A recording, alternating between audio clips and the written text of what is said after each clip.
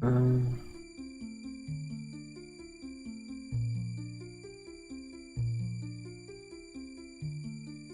it's really quiet.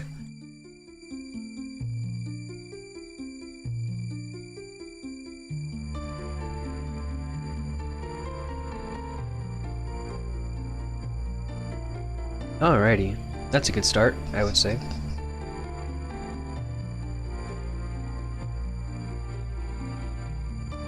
And now we just do our things, I guess, yeah?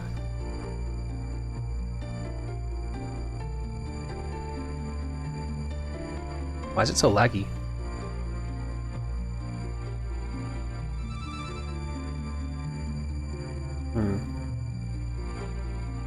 Maybe I'm just loading everything and I did just log in after all. RuneLite has this thing where it needs to load, unfortunately. So it may be laggy for a minute or two, but it shouldn't stay that way, I promise. And if it does, I'll try to fix it.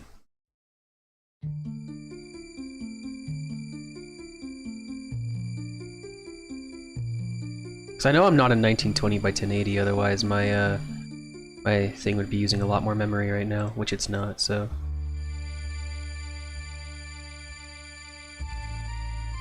But I can investigate. Ow. I hurt my wrist pressing that button. I pressed it too aggressively. My life is fleeting. My wrists are already deteriorating as is. Soon I will be on my deathbed, but that's okay. What do we got? Windows module installer. Woo! I love whenever random shit's open in the background. Fuck your module installer. I thought I disabled Windows Update.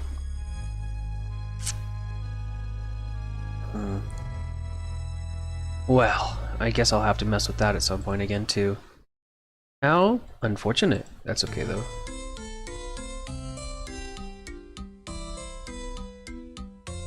Alrighty, we got a huge tree run to start us off. So let's go ahead and get that bad boy taken care of, because we got yews, we have our fruit trees, we should have all of our trees ready to go. Yep, all of our regular trees are done, and our fruit trees are ready to collect as well. So let's start the day off right, and let's just do a shit ton of trees for XP.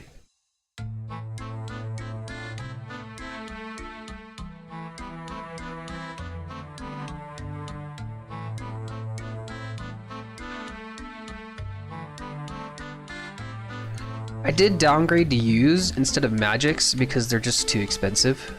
Let's see here though. This is 1, 2, 3, 4. Trying to 5. I have 5 in my inventory, and Farming Guild is the 6th one. Yeah, and I'll also bring my I'll go ahead and bring my Colquat because I know I can get to it pretty quick, and then I need my Celestris, which I don't think I have another Celestris sapling, so I have to go buy one real quick.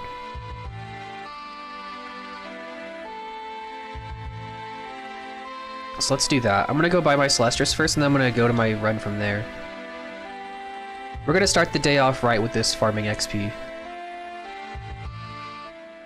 Hey Register, or Resitor, how you doing, man? I just read that completely wrong, forgive me.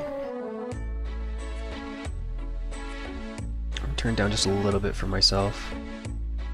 I need a little more money. I think I could buy a Celestial Seed with 68k, but that's okay.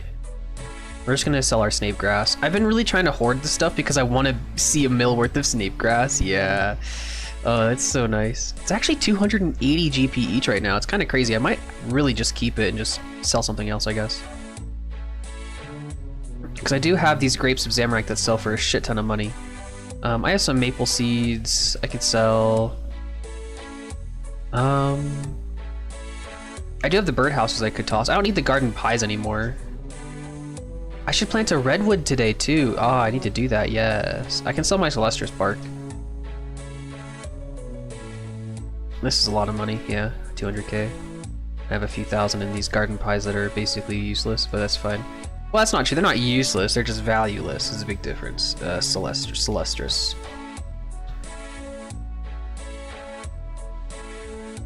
I go ahead and buy 2 of them so I can do it later too.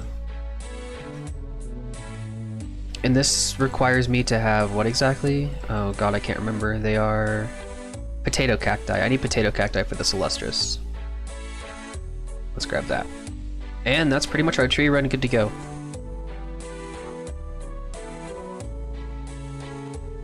This should give us a lot of XP. I am excited actually. Let's go with the Gnome Stronghold to start. Also eating. Gotta make sure you eat breakfast, boys.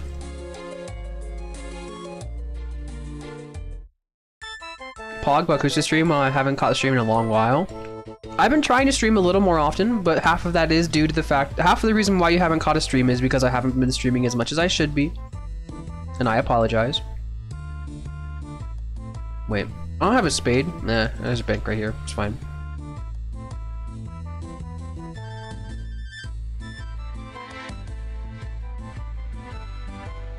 Welcome back to the stream, Mohammed.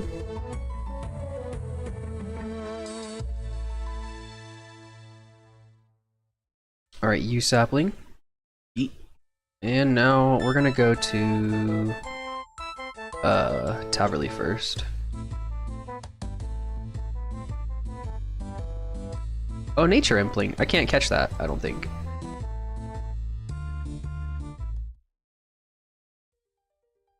Barehand Nature at 68. Yeah, I definitely can't catch that. That's okay.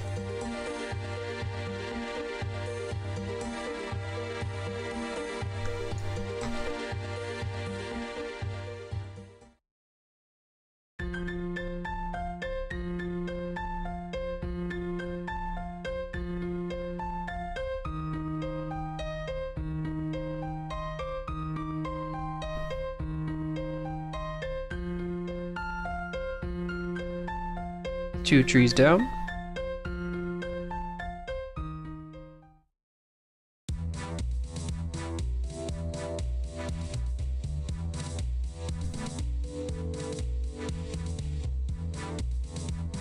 Resitor, do I watch anime?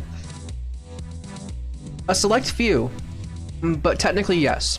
I don't watch a lot, but I do have a few animes that I really enjoy.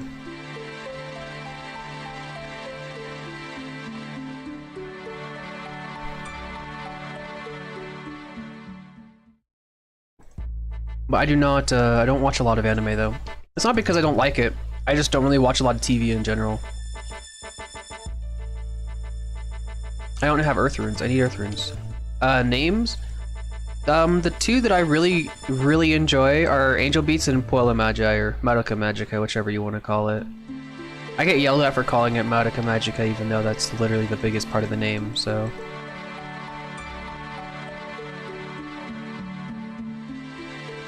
But honestly, I only ever get yelled at by weebs, so fuck them. They're weebs, who cares? Once upon a time I was a weeb as well, but not anymore. I've freed myself from that fate.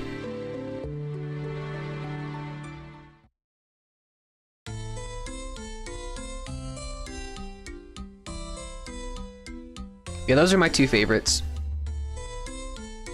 I ranted about Sword Art Online the other day whenever I was streaming. I didn't, I've seen it, but, you know, hey, don't say it to me like that. I'm just teasing. But I did rant about Sword Art Online the other day, though. I mean, we were almost on stream. I've seen Sword Art Online. It wasn't terrible, but like, I feel like they really could have done. The genre was really well put together. Like, the actual story was okay, but the characters were kind of boring to me. I don't know. I found the characters rather boring.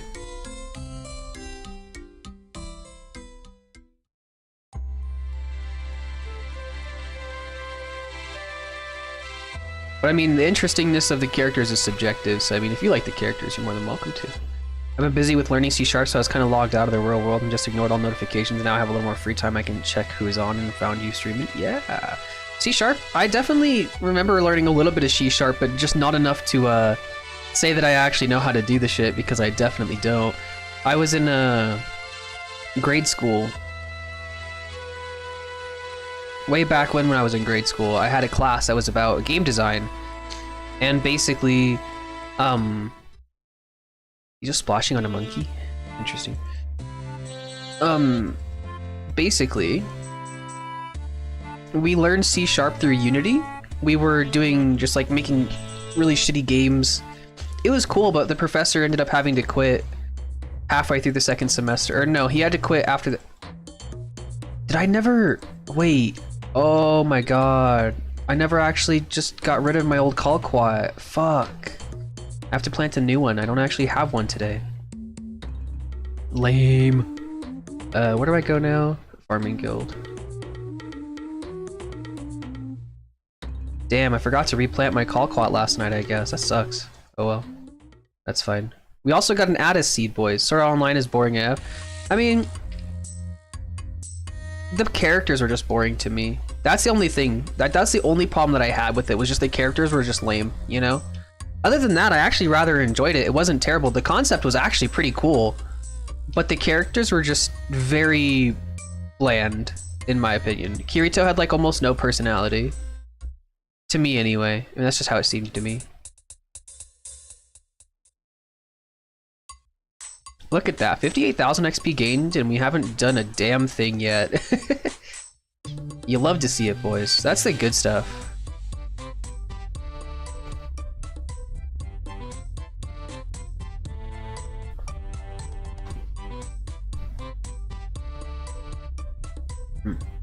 Wait, no, don't fletch that. This guy.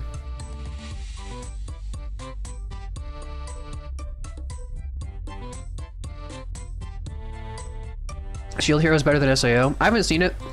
Sounds interesting. Maybe I'll watch it someday, who knows? I need to plant my redwood. Oh, I really want to. It's gonna be so cool. I'll mess with that after I do my tree run. I'm almost done.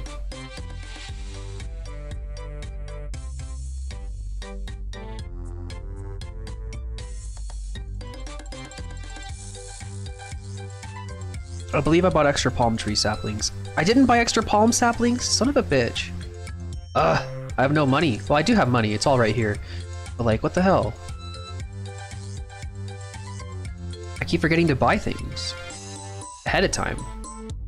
Well, Shield Hero and his party is the best. Oh, indeed, but almost every character are trash and useless. Oh, wait.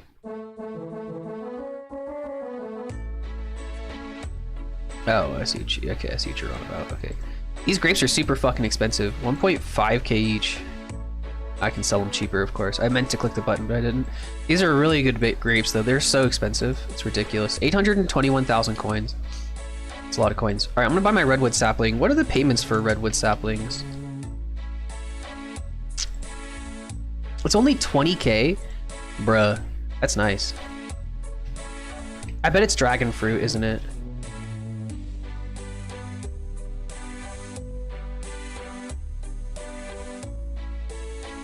Red, yeah, for six dragon fruits. That's what I thought. Okay, that's not bad. Bakusa, do I do money flipping? Item flipping in RuneScape? Yeah, I do occasionally. I don't do it a lot, mostly because my main account is the one that has all the money. Oh, I don't want the dragon fruit saplings. I want dragon fruit. My main account has a lot of money. This account doesn't. So I don't normally do flipping on this account just because it's not really worth it. Or do you mean money flipping as in like selling my GP for money?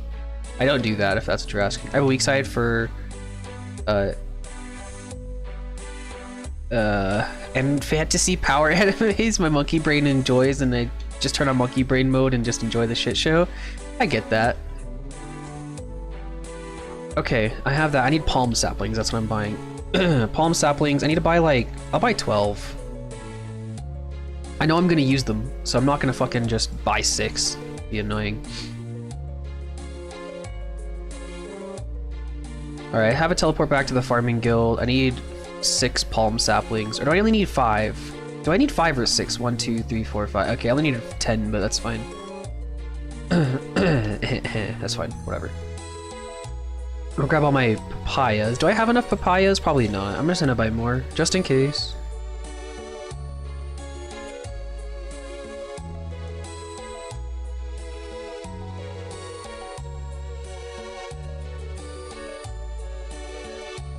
Alright, got those papayas. Let's go ahead and finish up this tree run, then get to actual farming.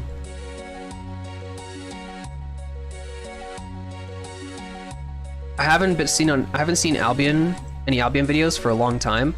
I did release one not super long ago, but nobody watched it. It was kind of like a side Iron Man episode, but it was technically an Iron Man episode because I was talking about my plans, what I need to do, the things that I'm doing. It was an Iron Man episode that was more about the plans about the last episode, and that was pretty much it. But nobody watched it, so I mean that wouldn't surprise me. I don't think it hit sub boxes or something like that, but just nobody saw it. I guess because I don't upload frequently enough, YouTube's like, I don't need to put you into sub boxes. But YouTube has a knack for doing shit like that anyway. YouTube doesn't really care all that much.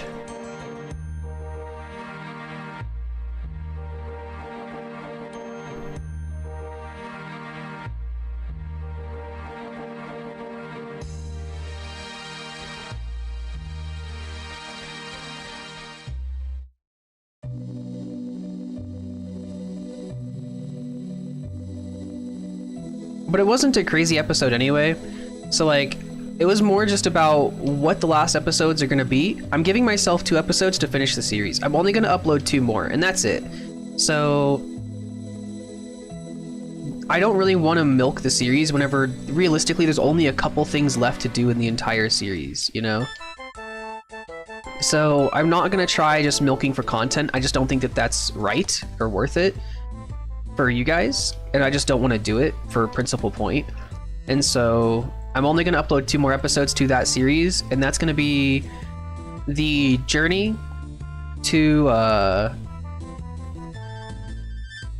getting the items that I need to finish the Iron Man, and then I'm going to have the last episode of finishing the Iron Man. It's going to be more like it's going to be a recap of the entire series as well,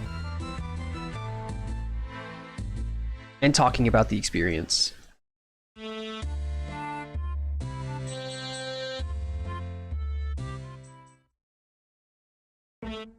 I don't know why, but whenever I type, I always think, fuck off, stupid spider. I don't know why, whenever I type, I think the word is there, but when I read it again, it's missing the message. Sounds weird. Oh, no big deal, man. I can read kinda broken English rather well.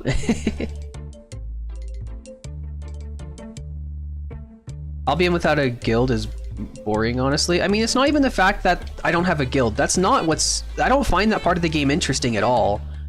Like, that's not the part that's ruining the game for me. It's just the game has really shit mechanics, in my opinion. Where am I going now? Catherby. I forgot a Catherby teleport. The mechanics of the game are just boring. I don't really care for having a guild. Like, everyone always says the same thing, like, well, it's meant to be played with a group of players. It's not the fact that I don't... Because I'm not playing with a group, I don't enjoy the game. That's not the case. The reason why I don't enjoy the game is because the game just isn't built to, like, reward the player at all. I'm not gonna rant on this because I've done it many times before, and I don't want to get super into it because I always do whenever someone mentions Albion, and I just don't want to get into it today. Every single stream, I talk about it, so I'm just gonna say, people say that Albion Online is a game that requires you to have friends to play it with for it to be enjoyable. I think that if a game requires friends to enjoy a game, it's not a good game. You should be able to play a game and enjoy it, and then when your friends get on, be able to enjoy it more because you're playing with friends. Whenever you're playing with friends, you will always have a good time, almost regardless of what the game is. If you only enjoy a game when you're playing with your friends, it's not a fun game. Go play a game of solo fucking Among Us and tell me how it goes. It's just not that enjoyable. You can play it for a few hours maybe, but then you're just like, this is pretty fucking lame. Because let's be real here, Among Us is an incredibly dull and boring game that has next to no actual enjoyment factors in it. It's not that interesting. It's only fun when you play with other people. And in my opinion, this is just my opinion, if a game is only fun if you play it with other people or your friends, it's not a fun game. Your friends make the game fun. The game isn't fun on its own, and I just don't want to play it. I just do labor islands and have a tier 7 house and just accumulate silver for one day I will get a mammoth. And that'll be the end of my Albion career. That sounds, yeah, I like that. I mean, honestly, since I played through the Iron Man series as much as I did, I really think that making money isn't as hard as I thought it was, like realistically. I think that's one of the things that I do think is kind of cool about really playing through the game, is that as I played through the Iron Man, I realized how much easier it was to make money than it used to be. But that could also have to do with the fact that money is just easier to get than it used to be. I mean, like, Slayer tier dungeons are disgusting. In the black market, like, I mean, I understand the game a lot better now, so it's a lot easier to make money. So, but yeah, I think that's kind of cool. But honestly, yeah, I just don't really have much of an interest in it. But this redwood sapling is gonna be sick. I can't wait to grow this bad boy. It's gonna look so good. Look at that tiny little thing right there. That tiny little plant is gonna fill this entire fucking thing. It's gonna be sick. Very exciting. But anyway. Let's see. When is that gonna be done? I'm curious. Redwood. Saturday. It's fucking Tuesday. It's gonna be done on Saturday.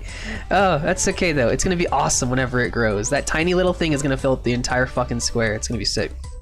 Alrighty, we ended up getting 113,000 XP from our tree run that took us 15 minutes. Can't complain with that at all. Let's go ahead and do an actual farm run now.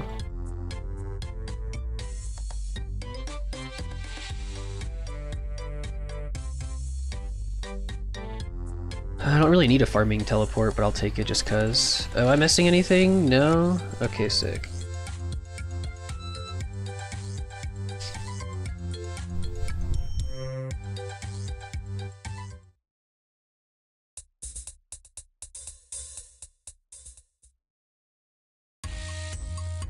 By the way, this Addis is awesome. Basically, how this game works with farming is whenever you plant a crop or whatever, right? You have like X% chance, or wait, what is the main thing you always do in RuneScape? Right now it's farming. But what do I do, like for money or do I do for fun? I just kind of fuck around, you know? I don't really do anything like, I don't focus on any one specific thing. I just like to do whatever my mind puts me to doing, and my mind is putting me to farming right now, so I'm just farming a lot as of now. The last 6 days I've done like nothing but farm, which is pretty cool. I'm enjoying it. But I make 20 mil silver in a week and I basically don't play the game, so there's like 5 to 7 mil profit in the 20. I made Albion into an AFK money making game. I mean, yeah, that's usually how laborers make the game. But anyway, so as far as like what I do in RuneScape, I like the things I enjoy doing are, I enjoy farming. Farming is pretty cool. I enjoy it a lot, but I also made this new account recently. This account's probably like a month and a half old, and I've gotten really good stats on it. I'm really excited about the stuff I've done on this account, and I'm really excited to keep going. But I don't know. I enjoy RuneScape, but I don't really ever like focus on one specific thing. I think that kind of makes the game a little boring to me. I like to have the variety, you know? But right now I'm forcing myself through farming. But I'm also kind of enjoying it.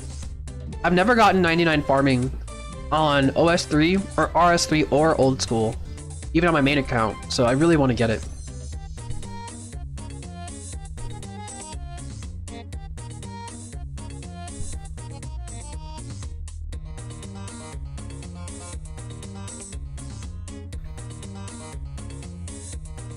I'm getting so many snape grasses, holy shit. Oh, but the way the Addis seed works. Okay, so how the farming system works in this game is, let's say I grow this snape grass, right? The game says, okay, I'm gonna pick a number between 3 and whatever. And this is how many snape grasses you're gonna harvest from this patch, right? And so basically, whenever I harvest this patch, I have these little green fucking clippy thingies. There's a 5% chance that whenever I collect a piece of snape grass from this, that it does not remove it from the total number that I will collect. They're called harvesting lives. So let's say, for example, this plant is going to give me 30 harvest lives. So without the secateurs, I just gather it, I'm going to get 30 snape grass. With them, there is a 5% chance that whenever I harvest a snape grass, it does not lose a harvest life. So I can harvest an extra snape grass from the patch. Right? Pretty easy to understand. And that Addis seed that I had planted that took me like 3 days to get, basically just makes it so I have an extra pair of secateurs, so I have a 10% chance to not consume the harvest life, which is really, really nice because that means I can get stupid high yields sometimes from these plants if I just get kind of lucky. That's fine, because honestly, like, I need these as much as I can get. Like, 'cause I'm on the first patch, I'm on 125 snape grasses right now. That's pretty damn good, so the more stuff I gather, the more experience I get, so I really can't complain whenever I just get like a disgusting patch like these two. Like, holy shit, I'm still going. Kind of exciting, honestly. But also, as my farming level goes up, my chances of getting higher yields, I think, is higher. I mean, it has to be. Like, the average yield is higher whenever you get higher levels, so. When I create a new account in a game that I played for a while and enjoy the grind again, I know that I actually enjoy the game and not just autopiloting. Yeah, that's kind of the thing, is like, pretty cool that you're enjoying a new account grind. Yeah, I think it's fun. It's just, it's different. Some of the enjoyment that I'm getting out of it actually comes from the fact that Neve started playing RuneScape with me. And so, like, she's not online right now. I think she's in school at the moment. But basically, she really wanted to start getting into RuneScape recently. I'm not really sure why, but she did. And we started playing it about a month and a half ago, and she's been really, really enjoying it. And so we've been playing. These accounts were made at the same time. Like, I made my account when she made hers, and we've been doing the quests together. So I can't quest without her, which is fine. I mean, it's whatever. It makes things a little slower sometimes, but not a big deal. She enjoys the questing, and I make it faster for her since she's never done them before, and I have, so I have QuestScape on my main account, so I've done all the quests in the game. And so I've seen them all, and I know kind of what's going on. But we've been really enjoying the game, and she makes it easier to play because, you know, like, I have some motivation. She's the reason why I farm grapes, actually. I didn't actually know you could farm grapes, so she's a little more curious about it than I am. I usually just kind of stick to what I know. I do try new things on occasion in this game, of course, as all experienced players tend to do sometimes, but it's just kind of more rare. But she was looking into the farming of the grapes and stuff like that, and I didn't even realize how... The experience is actually pretty decent. The seeds are rather cheap, and you're paying like 2 GP per XP if you don't include the produce that you get, which isn't even bad for farming. 2 GP per XP is not bad considering trees are like closer to 10 to 15. So that's pretty good. But if you're doing Tithe Farm, which Tithe Farm is basically a farming minigame that gives you experience while you're waiting for your patches to grow, which is what I'll be doing here shortly. Basically, you get a ton of experience from Tithe Farm, and you also can buy these scrolls that she looked up. And they turn the scrolls into Zamorak grapes whenever you pick your grapes. The scrolls are consumed, and it makes Zamorak grapes out of the regular grapes. The regular grapes are only like 30 or 40 coins each, which is trying new stuff and having fun. No thank you, I like to min-max. That's fair. Whatever you want to do, you know? But the grapes are actually like stupid expensive. They're like 1400 GP each, so, and you get a lot of grapes per run. You get like at least 150 if you're me, which I get like 140 actually, more accurately, but you get a lot of grapes, and they're so valuable. You make so much money from it, and so even after I get 99 farming, I'm definitely going to be doing my grape runs. Even if I can manage to do the Tithe Farm and power through it, I'll keep doing grape runs, because Tithe Farm is going to be useless after I hit 99, pretty much. But we'll see what happens. I'm not entirely sure, but basically, it's really good money, and it helps me pay for all the farming shit I have to buy, like seeds and trees and stuff like that.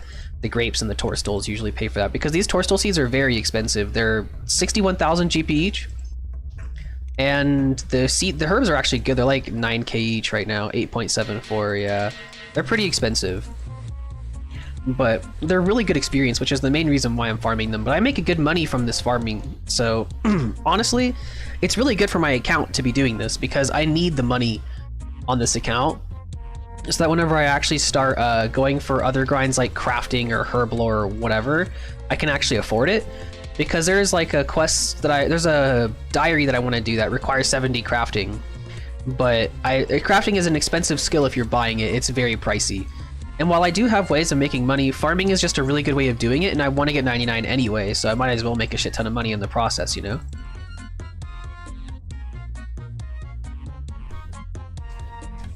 Because I am making a lot of money in the process of this farming grind, especially with the grapes. The grapes really do add up, because the seeds are only 2k each, and you're planting 12, so you're planting like 25,000 GP worth of seeds. You're easily profiting 200k per run, guaranteed pretty much, if you oh,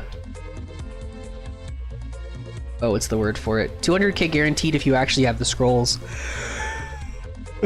Which I have like over 1,000 of them right now. I'm going to use them all pretty quick though, so I have to do more Tithe Farm. Now I know why you were so dedicated in the Albion. I mean, debatable, but yeah, why do you say that?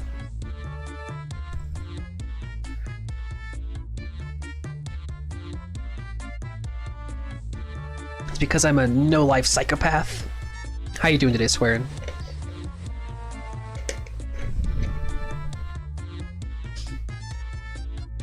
I'm at 300 Snape grasses already. Let's go, bro. Let's go, boys. I meant to say boys at first. I said bro for some reason. I don't know. I'm not recording for YouTube. I'm streaming for YouTube. There's a difference. Oh, whatever. Alrighty. I also have this really neat necklace that saves me Snape grass seeds. Snape grasses are actually very expensive seeds because they give so much XP.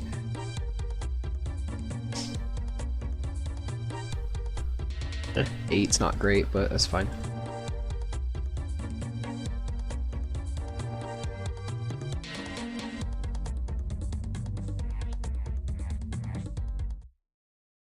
Oh boy, that's okay though. We're gonna get a lot of farming XP today. It's the very start of the day. Good because you're playing RuneScape. Oh yeah. RuneScape is just objectively a better game.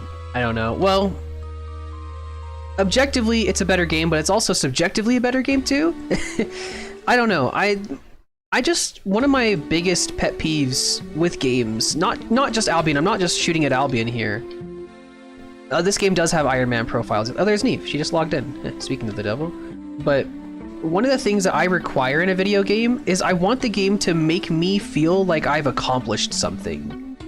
Like, if I'm gonna put in literally 120 efficient hours played to get 99 farming, I want the game to make me feel like it was worth it. You know what I mean, boys? Like, a lot of games don't do that. Albion is most certainly a game that doesn't do that. They just don't really give you anything for, like, getting a max spec, because it's not that hard to do, first off. But also, moreover, there's a lot of games. I'm not just shooting shit at Albion, because I do that all the time, even though I still play it on occasion. I do throw a lot of shit at it, but there are a lot of games that I have problems with that they require player dedication, but they don't reward the player dedication properly. You know what I mean? MMOs are really bad about that, and that's kind of one of the things that I don't like is games that I play long term have to reward the player for doing things that take a lot of time. And I have not played World of Warcraft. I've considered it, but I can't bring myself to pay $15 a month to play it, because I don't think I'll enjoy it enough to play straight for X amount of months because I'm paying for it. You know what I mean?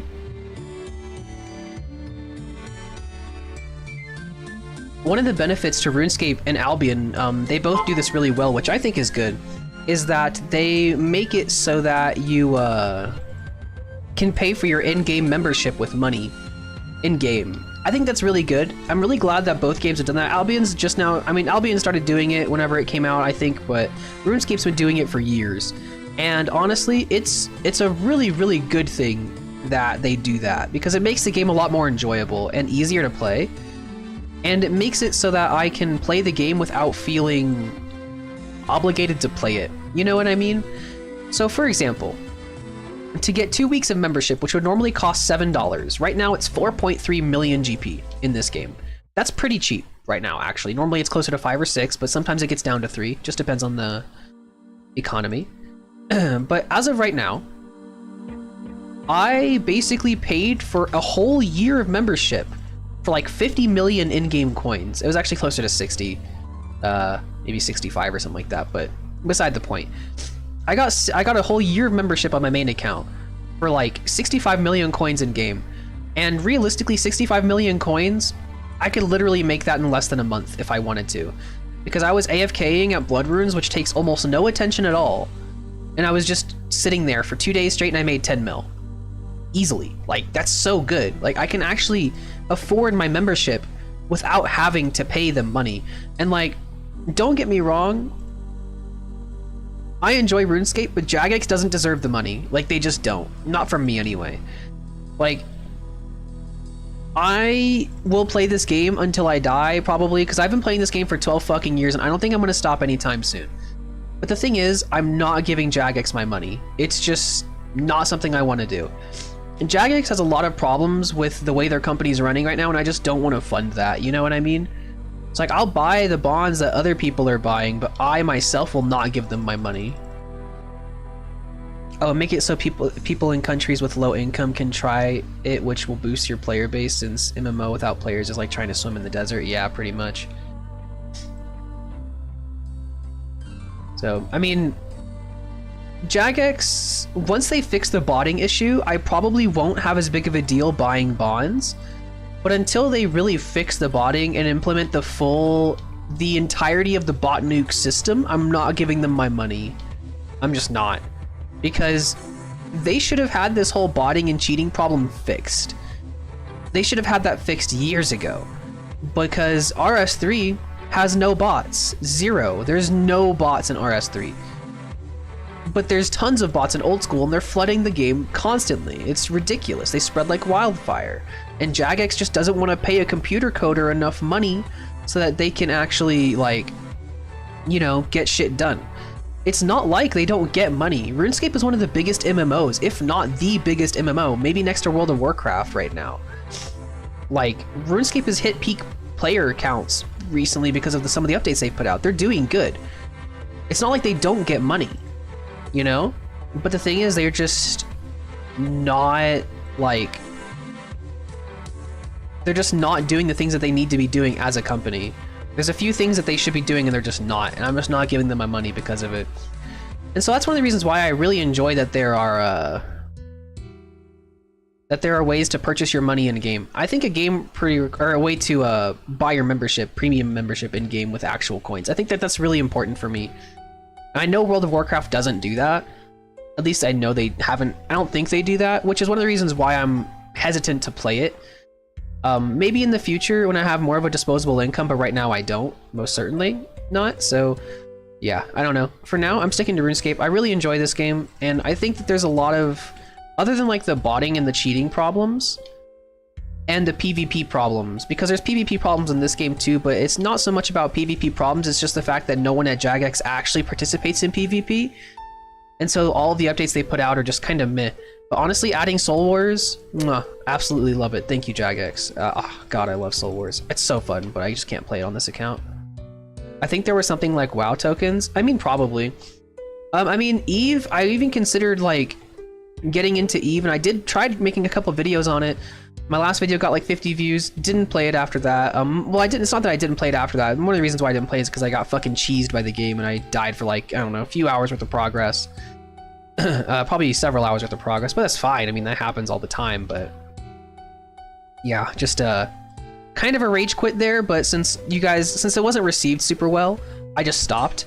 You know, happens, but that's okay. I'll try other shit, you know, no big deal. I do have an RSMC mod for Minecraft that I'm considering playing. I don't know if I'll be playing it today, but I might play it at some point. So for video, not sure, but soon, I think. I've been really wanting to play it, and I haven't been able to really put the heavy amount of time aside to play it until recently, because I've been, you know, spending all of my time farming. I'm not in school anymore. I'm just looking for jobs, which I have a lot of spare time because of that. I'm waiting for replies, and I'm applying to a few jobs a day, but, you know, happens. But basically, I have that. I might play that, but we'll see. How much XP have we gotten so far? Almost 200,000 in the first, like, 40 minutes of being online. You love to see it, boys.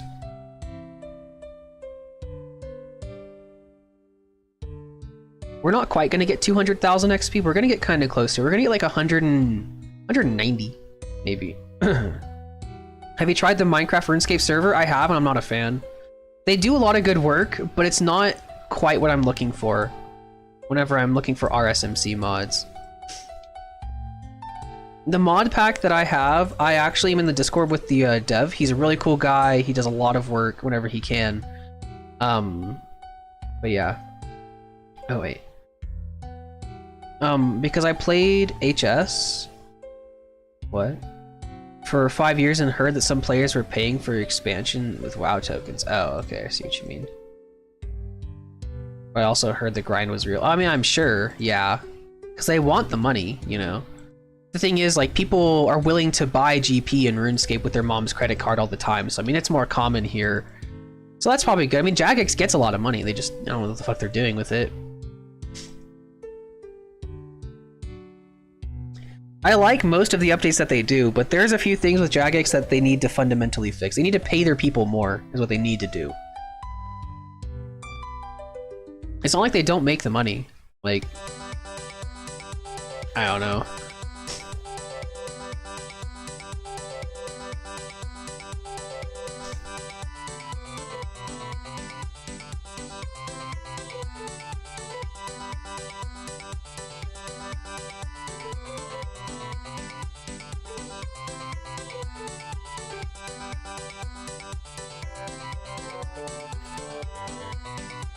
Here's these beautiful grapes, they're worth so much money.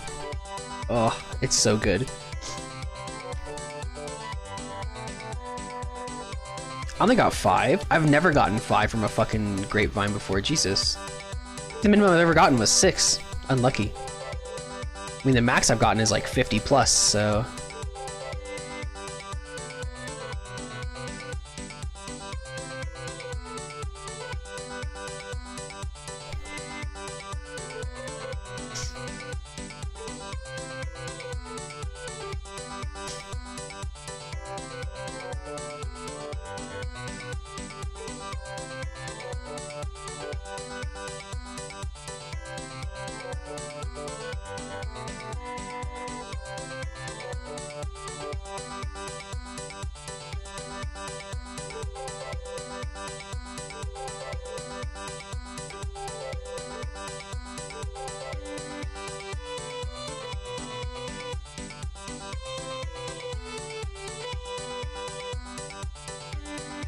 Five new low roll? Yeah, I guess so. A little sad. But like, one of the things that I will say is that if Albion adds something that makes the player feel like there's actual accomplishment in the game, which they never will because it's not built like that, I probably wouldn't mind playing it. Like, one of the things that I will praise about RuneScape, even though I used to hate it, and I still kind of do, is the quests. I used to loathe questing. Neve would tell you, I hated it. I don't like doing it. I used to think it was a waste of time. I didn't enjoy doing it. It was just painful. Honestly, the quests in this game, they're kind of lame. Some of them are really good, to be fair. Some of them are awesome, actually. The lore is really cool. The quest itself is well built, put together and shit. The storytelling is not bad, but most of the quests in this game are pretty honestly. But the thing is, they reward you for doing the quests, and I think that that's something that's really, really important about RuneScape and how it's built. Is the same with World of Warcraft. They don't really reward you so much for doing the quests, except for with experience points, which is great. I mean, you want to level up faster, but that's like, at the same time, I found that really boring. If I'm going to take the time to go out of my way and stop doing what I want to do and do what the game wants me to do, I want to be rewarded for that, you know? And RuneScape does a really good job of rewarding the players for stuff like that. For example, some of the best in slot items in the game are required through quests or achievement diaries, but you also get rewarded in other ways by doing them. So for example, like, the only accomplishment I got from Albion was when I got tier 8 hide skinning and tier 8 dagger crafting. I mean, yeah, like, that's really cool. But the thing is, like, what does that actually do for the player? You know, it's not like crazy at the same time as, like, I mean, the dagger crafting isn't as good as the hide skinning. The hide skinning is actually really cool. That took a lot of time, and I can understand why you'd feel accomplished with that. Like, that's pretty dope. But like for the dagger crafting, like I have tier 8, I have max crafting in some things on my main account, and like, honestly, if you wanted to, you could just buy it. That's the thing. That's one of the things that makes Albion kind of boring to me, is that it doesn't take a time investment.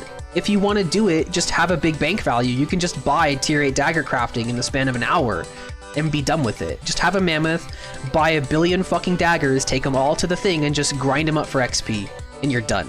Like, that's really all it takes. And I think that that's kind of one of the things that ruins Albion for me, is that it rewards players for having big banks and not for accomplishing certain things, you know what I mean? And so, like, for example, in RuneScape, I have access to 6 farming patches right now. I had to get access to this farming patch that's over here. I ended up basically having to get favor with this house in Hesidius so that they protected my patch and that it was more efficient. And for doing this, not only did I get the farming patch, but I also got a lot of other shit. I got access to the vinery at 65, I can go into the woodcutting guild at 75, I can do tithe farm at 100%, and I can access the kitchens at 100%, which give me a better cooking boost for doing this favor. I get a lot of different things. I even get a spirit tree patch, and I even like get my allotments and my herbs automatically protected. Like, this is good stuff. And it didn't really take that long to do, but they reward the player for going through their content in a permanent manner. And so, since I took the little bit of time that it took to do this house's stuff, I got a lot of benefits from it in the long term. In Albion, if you get level 100 dagger crafting, you have a slightly higher chance, well, it is a higher chance, a reasonably higher chance, but you understand what I mean. You have a higher chance of getting lucky and getting a masterpiece crafted. The general quality will be higher, but that's pretty much about it. Instead, in the last update, they'll update breeding and will add open world quest, but it's still meh. I mean, open world quests is just like fucking, what's that game called? Shit. I can't remember what the game was called. It was a game that was on Xbox, where you drive around the world in your little car or whatever, and there's just a bunch of random quests that you can do with aliens that are attacking the planet or whatever. I don't remember what the fuck the name was called, but it's like, that's not really that interesting, you know? You just kind of get bored of it. Like, open world random spawning quests aren't that interesting. I want quests to have lore. I want quests to have a purpose. I want to be able to make, like, a reasonable amount of time get put into something and me get rewarded for doing something, you know what I mean? And I honestly don't see a lot of games doing that. Well, I'm gonna go to sleep. Worth to watch your live stream. See you next time live. All right, see you, man. Sorry I got live so late. I slept in, you know? What can I say? I didn't mean to sleep in as late as I did, but oh well. See you, Resitor. But, one of the things that is really cool is that the quests in this game are actually kind of good, actually, to do. Some of them give stupidly good rewards, some of them don't give very many rewards, some of them save you a lot of time, some of them give you best in slot items, some of them give you amazing teleports or access to new things. Like, for example, if I go to my herb patches here, you'll notice that I have 6 herb patches available out of 9 herb patches. These 2 are locked behind quests that I could do to open them up, and they're also disease-free. So not only do I get a new patch for doing each quest, I also get a disease-free herb patch, so the plant can never die. And the Harmony Island requires you to do the elite tasks for the Mauritania Diary, which is not an easy thing to do. But it also rewards you with other things as well, not just the farming patch. So whenever you do things in this game, you just feel like you're actually being rewarded for it. And I think that that's like something that all MMOs should do, you know? I want a quest that is hard, that the finishing reward is a blueprint for a legendary item that can't be traded. I mean, that'd be kind of cool. It would probably piss off a lot of people. They probably won't do that though, because then it's going to force people to craft their own items, which some players won't do, so it won't be beneficial to them. So they're probably not going to do stuff like that. I very seriously doubt they'll implement something like that. I mean, they could, but I just don't see it, you know? Because then they'd pretty much make people that are wanting those legendary items to have to get into crafting, which would increase the demand for materials, which would make them more expensive, so you could just stockpile items before they do that. But, like, it just... I don't think they will ever do that. I don't know. They don't like to seem to give the player any direction, and I don't think that that's necessarily a bad thing, but they do it in such an open form way that it's just boring to me. You can trade the item, just not the blueprint. Oh, I don't know.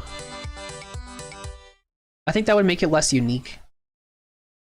And only one person could, like, only a few people could do the quest, than just, only the people who have max crafting spec will do the quest and just sell the item. And since the game is more about making money than anything else, everyone that wants it will be able to buy it. So it's not really, I don't think that would be worth it. It's just not worth it.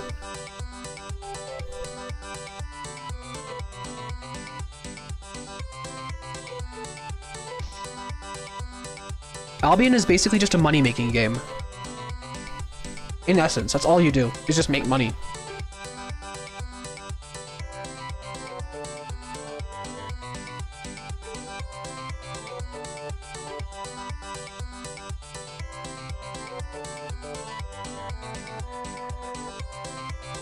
no quest would be an endgame quest anyway. I mean, we'll see if they ever add it to the game. I doubt they'll ever add quests though. I don't know. Anything good anyway from quests, I just don't see it.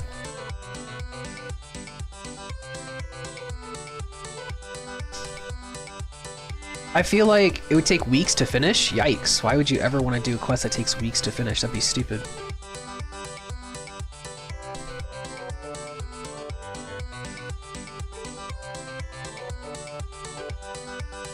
Like, how could you even make a quest that takes that long to do? Like, what could you even possibly do?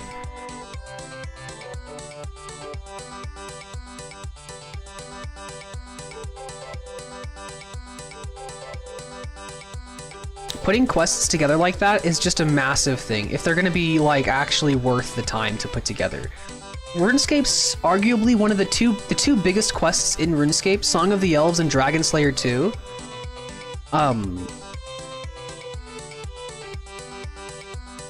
They are quests that you could finish in about 2 hours, if you do them. But there's a lot of lore, and the lore in the actual, like, quest is pretty good overall. The rewards are awesome, and you get access to a lot of things, but the quests are fulfilling, but also they're not, like, unrealistically long. I don't know, I feel like if you can put a quest together, like, the whole point of putting quests together is more about telling a story. More so than just making you go through content, it's about telling a story.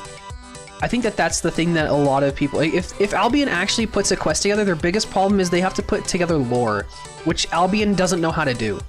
If you go to their lore page on the Albion, like, homepage, there's, like, nothing fucking there at all. Like, there's just no lore. And if they're actually gonna put a quest together, they have to put lore together. I just don't see them doing it.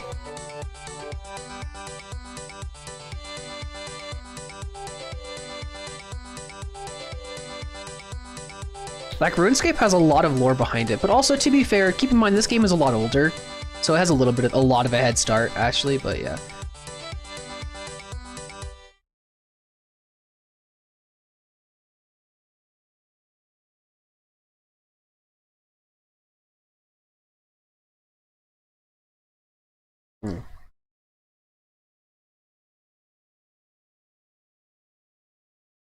There's actually a bowl about Albion lore. What is that? I don't know what that is. A book? I mean, if you go to their website, though, they don't really have anything there. I very seriously doubt there's actually, like, a lot of lore.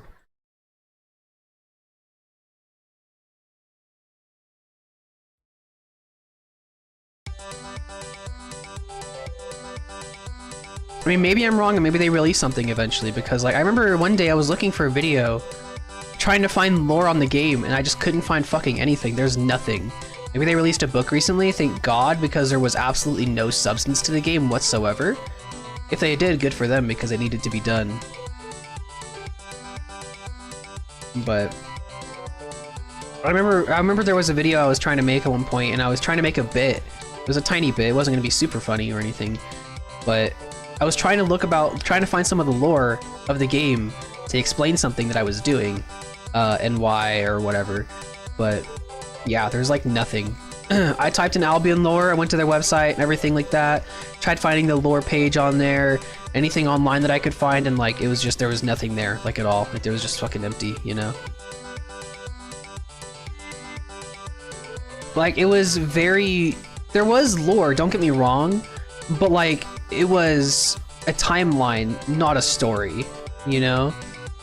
Like, oh, the mists of Albion have lifted, people go to the island, the dragons went to sleep, the magic is doing the things, you know? Like, that's, there wasn't really a lot that was interesting about it to me.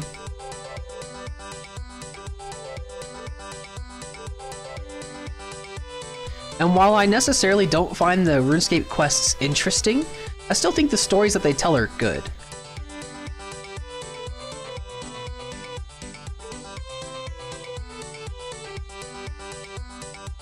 Book was made with the game, but I think its lore is not just that important since there are no quests in Mercy. Yeah, exactly. I mean, I've never seen a book on it. I would especially never buy it. I mean, it was just like, what the fuck? No, I'll pass. But yeah, I don't know. So it just got lost in the shadows of Arch and Zergs. Yeah, I get that.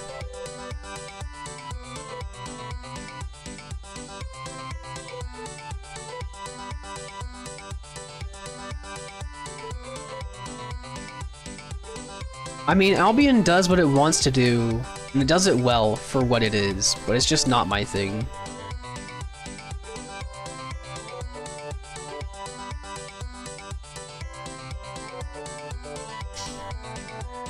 I do want to play Stellaris, though. I don't know if I'll be playing that on stream or not, but I do want to play some Stellaris. I made a faction and everything I wanted to play.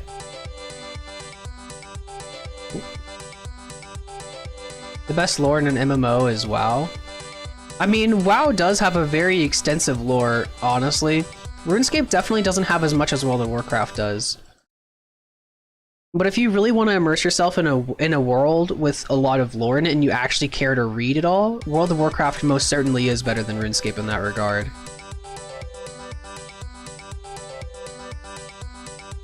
Questing is like side content for RuneScape. You could play this game for probably like thousands and thousands of hours. That's not even a probably. You could play this game for thousands of hours and never do a single quest and still be able to play the game. You can't do that in games like World of Warcraft. It's just not possible. It forces you to quest, which is one of the things that I don't like about it, because I don't care about the lore that much, you know what I mean? Like, it's cool, and I don't think that it's bad, but it's not something that I particularly take a lot of interest in, you know what I mean? League of Legends has a reasonably decent amount of lore for what it is. I agree with that.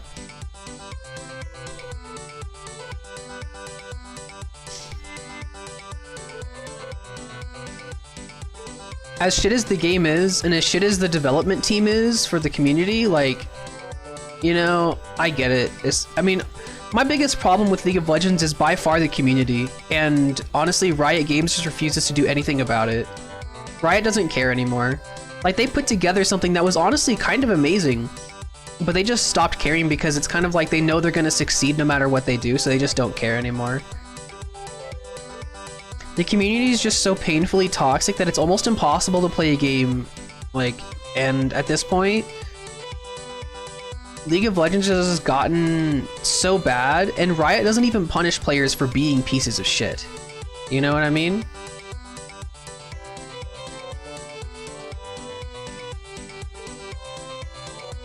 Like, Riot just doesn't care anymore. It's just so sad, because it was such a good game for a while. Like, League of Legends is a competitive game, and I can understand why toxicity exists in a competitive game. That's just something that happens. But whenever you have people trolling every single game, and you have people literally constantly trashing other players, talking shit every single game, and constantly throwing games on purpose whenever it's a team-based game, and League of Legends doesn't reward you for playing well, it only rewards you if you win. And so it doesn't matter how well you play, if you lose, you don't get anything. And yet they make it so that the game can be trashed by one player, and then they don't punish the players for trashing a game. That's just stupid. That there's just no reason, there's no excuse for Riot letting that kind of shit happen. And yet they've been doing it for 4 or 5 years now without any regard for any. I mean, they've been doing it for fucking 10 years at this point, and no one cares. Like, whenever the game first came out, it was a lot better than it used to be, than it is now, but it's just getting worse. I just find it so hard to actually enjoy League of Legends.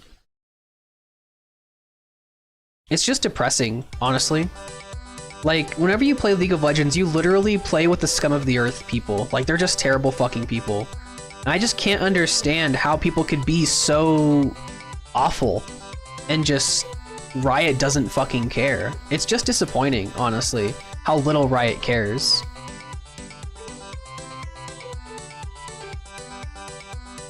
Considering they built this game from the ground up and they've put so much work into League of Legends, and they put so much money into League of Legends and time, and people love the game, they just, for as much as it is, they just don't care, you know?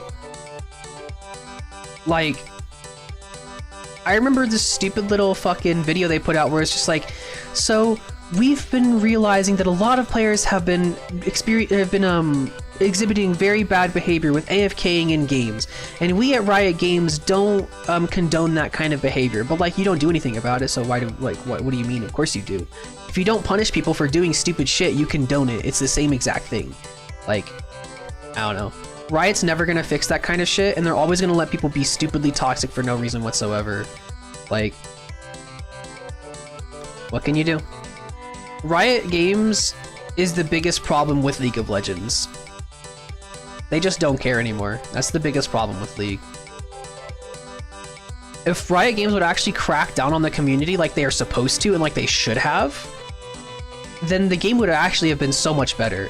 Like the whole thing where it's like 0.0001% of the players get banned from this game, and then sometimes they're just like, oh well, you know, this is like if you get like a temp mute, or not a temp mute, but like a chat restriction, they will be like, oh well, you know, this is you're getting punished or whatever for being toxic in game, and 99% of people don't ever have repeat offenses. Like, that's bullshit. Literal bullshit. Like, that is the most bullshit statistic I've ever seen in my entire life. If you're toxic, you're fucking toxic, and you're gonna get reported, you're gonna get banned, you're gonna get muted over and over and over again. The whole stats where it's like the vast majority of people who get chat restricted never do it again is a load of shit, and they're lying to you. Because if you're toxic once, you're gonna be toxic forever.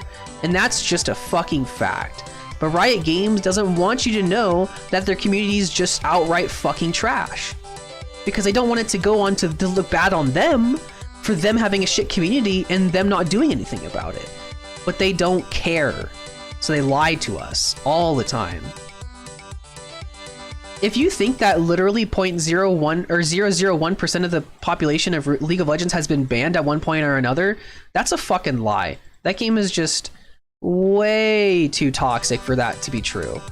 Like, it's just not. They're lying to you. I can guarantee it. Like 0.001% or even 0.01% is 1 in 10,000, right? 1% is 100, 0.1% is 1,000, 0.01% is to 1 in 10,000. If only 1 in 10,000 players on League of Legends gets banned at any point in their career, that is bullshit. All right? Because think about it like this. How many people are playing League of Legends right now? Like a couple 100 million people? So you're telling me that if 100, 200, 300 million people are playing this game, let's just say it's 300 million people because I don't actually know the numbers.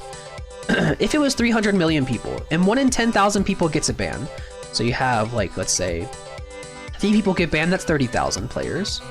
You have 30 people, it's like 300,000. You have 3,000 people, that's 3 million.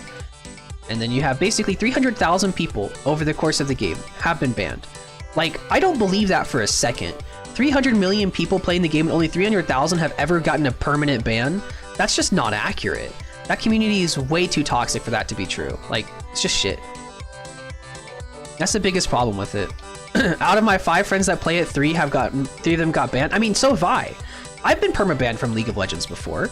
I used to be a lot worse than I am now. I'm not quite as toxic as I used to be, but I have too. That's the thing, is like their stats are just lies. They're not telling the truth to the players. And the reason why they're not telling the truth to the players is because they don't want to take responsibility for their actions of making a trash community and not policing it. They just don't care. They only want money. That is a fact. I don't give Riot Games my money because they don't deserve it. Riot Games will never deserve my money, and I will not give it to them, ever. I bought my buddy $10 worth of RP for his birthday the other day.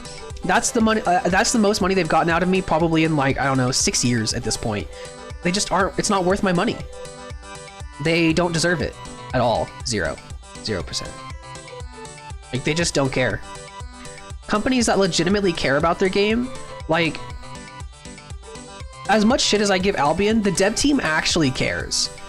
And so realistically, like, I can respect that, you know? Like, Albion actually, the devs of Albion actually do try really hard to make their game as good as they can. And that's respectable, but it's just, games like League of Legends are so big that they're gonna succeed no matter what they do. They just want money, and that's it. Remember I got chat restricted for telling my Sona that the boobs of that skin look nice? Lol, that's funny. And yet I can tell someone to literally kill themselves in the chat and nobody cares. Like, Riot doesn't care, you know? Riot doesn't care. Just a fact.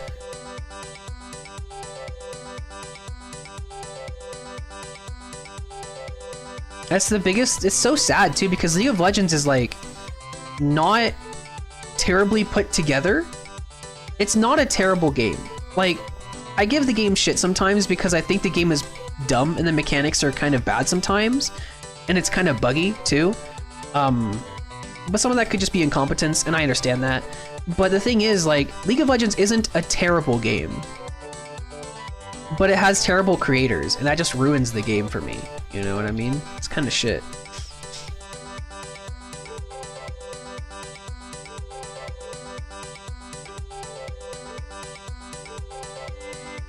But then again, I always have complaints about games that I play, even if I love them. I always have complaints. I'm not like, I wouldn't say picky, because I play just about anything, but I do have complaints about most of the games that I play because I play them as much as I do. I can't say I played a game that I would consider perfect, you know? You get banned for the dumbest shit and the players learn that if you don't use the chat, they won't ban you. I mean, yeah. The thing is, like, you can still be toxic and you can still grief without using the chat. That's the thing. And that's the problem. A lot of the problem is, like, you have people that are legitimately ruining games for other players. And Riot has enabled that throughout the years because they make it so that the game rewards team play. But they don't build the community around team play, ever.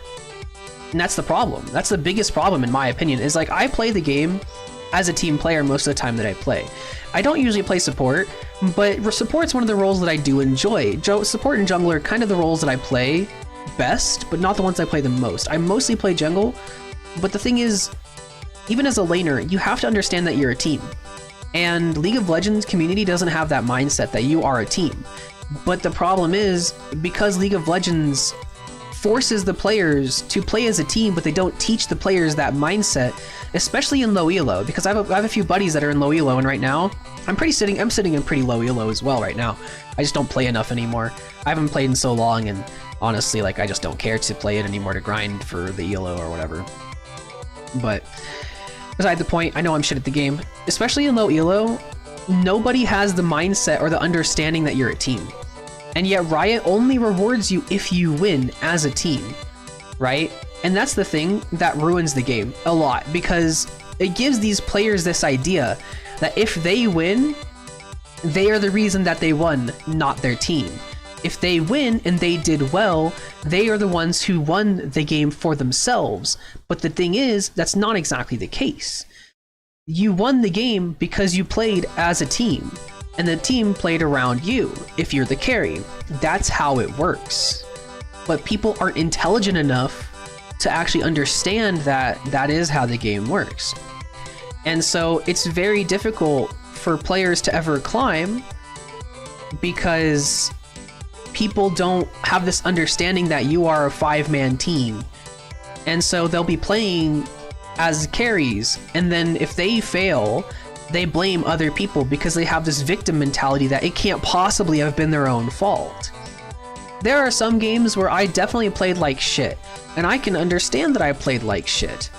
And there are some games where you can definitively say, like, this jungler has not left his jungle all game, he's being out-farmed by a gank-heavy jungler, even though he's power farming, this player is playing like shit and it is affecting me.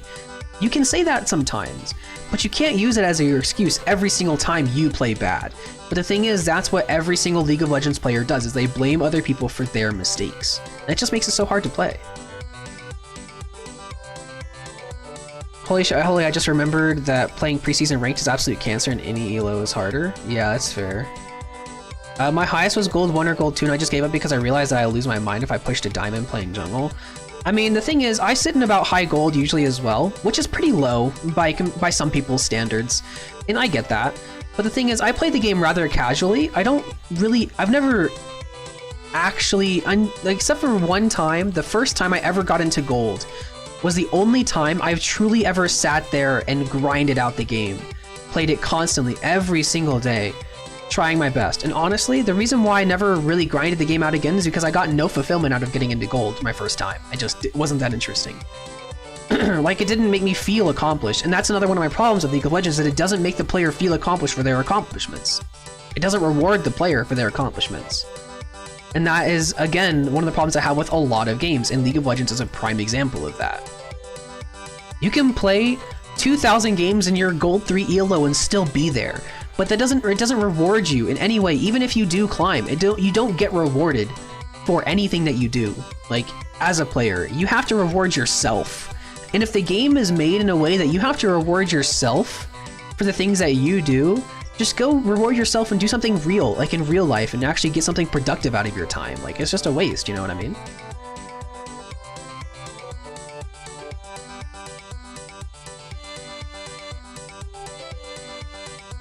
Like, if I wanted to do something that I rewarded myself instead of the game rewarding me to do it, I would go out right now, I would go do a couple deliveries with Postmates, and I would buy a fucking $5 coupon from Burger King to get 2 chicken sandwiches and 2 small french fries and eat it with my dog.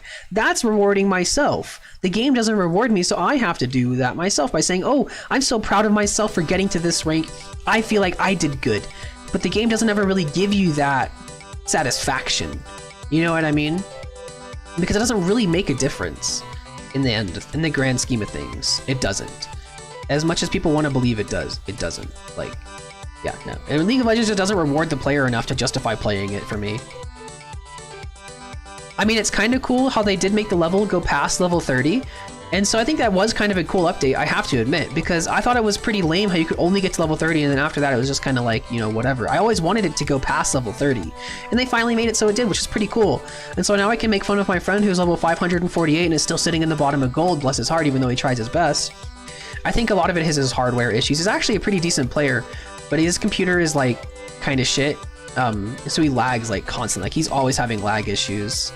And so it's kind of hard for him to climb, but he still plays. And you know, honestly, if he still wants to play and he enjoys it, fucking all the power to you, man. Like, you do you. But he's always having hardware issues, so. Back to the farm. I don't know. I just feel like it's just not really worth playing League of Legends, like, actually trying. Because I was thinking to myself, like, you know what? Maybe since I have no school, no job right now, maybe I'll climb in League of Legends. I played like 4 games yesterday, or was it the day before? I don't remember. But it's like, I played 4 games total. One of the games I definitely fed off my ass. Like, I did really, really bad. And I accept that. I played like shit, you know, that game was probably my own fault that we lost that game entirely because I just played bad. I definitely made that game a lot harder than it should have been. But the thing was, my laner wasn't the problem, actually. It did definitely hurt our team.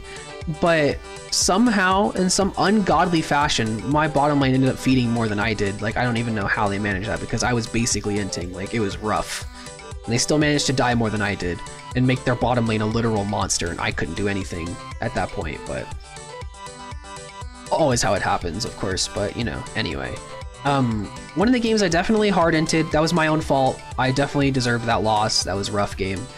One game, I was playing jungle, and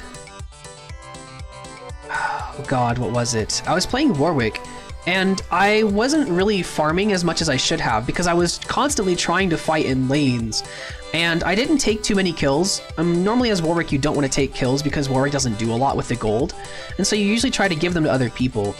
And I did pretty well as a jungler. I was very present. They had a Master Yi jungle who was power farming. And understandable that Master Yi does hard outscale Warwick, which isn't surprising and everybody knows that. But the thing was, I gave my laners all leads. Every single lane I had given a lead.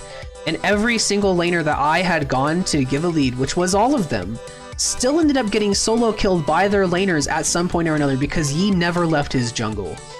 And they all got solo killed and all through their leads. As a jungler, you can't do anything about that. If you spend your time in lanes and then they throw the lead that you give them, that's not something that you have power over. Like, you just have to accept the fact that you did your best and that everyone else just fucking tossed what you gave them. The thing is, as a jungler, you have to accept the fact that you could give the laner the world, and they still, if they can't do anything with it, that's on them. Like, they suck, sucks. Don't know what to tell you. I can't do anything about that. Like, if you throw the lead that I give you, even as a jungler, like, I think some laners misunderstand what a lead actually looks like. Like, just because you have more kills than your laner or you have more CS than your laner doesn't necessarily mean that you're in a lead. There's wave pressure. There's a lot of different things that dictate whether or not you're actually winning your lane at the time. Where you can have the lane sit, where can you actually fight your laner right now? Like, that's the thing. Is the jungle pressure really high on that side of the map? Like, there's a lot of different things that really dictate whether or not you are ahead of your laner and what you can and can't do. And a lot of laners, especially in low elo, because I think right now I'm playing in low gold, which is a nightmare, by the way.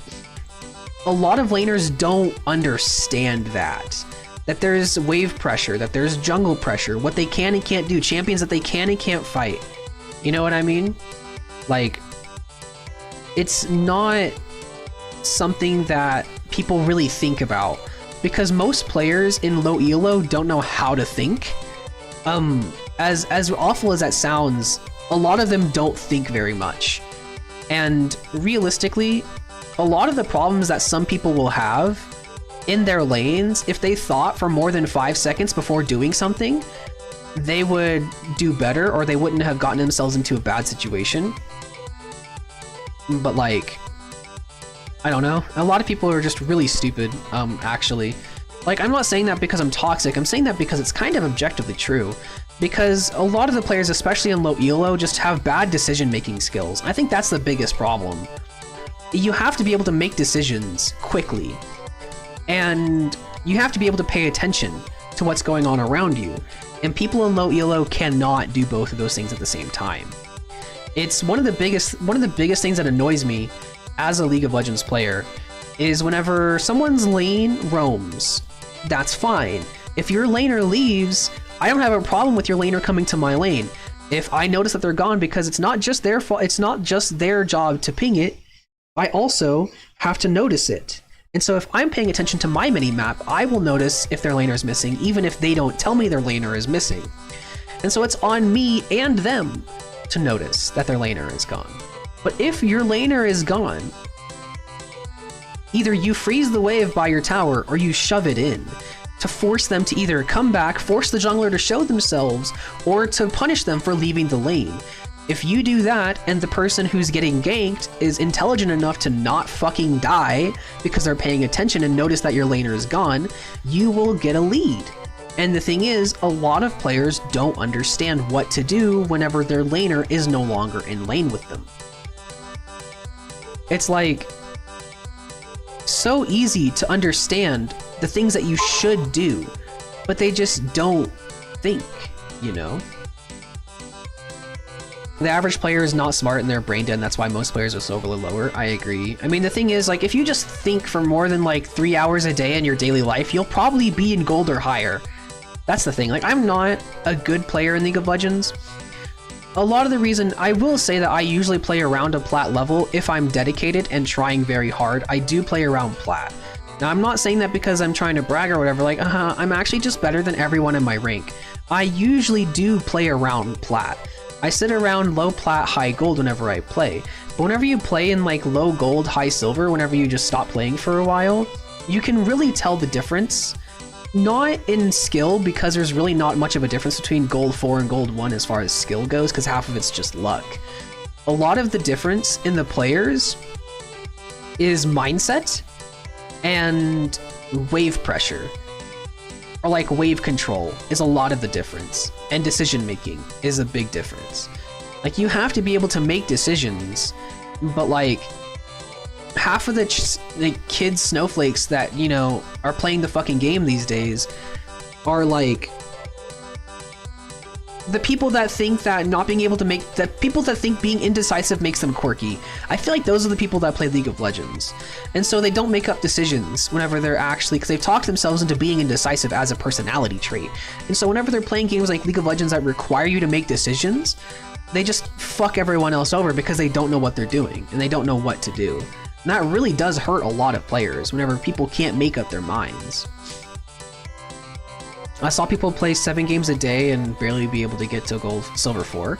I mean, yeah, I mean, it happens a lot. I mean, I used to be there whenever I was playing the game 7 years ago, 6 years ago. I mean, we were all there.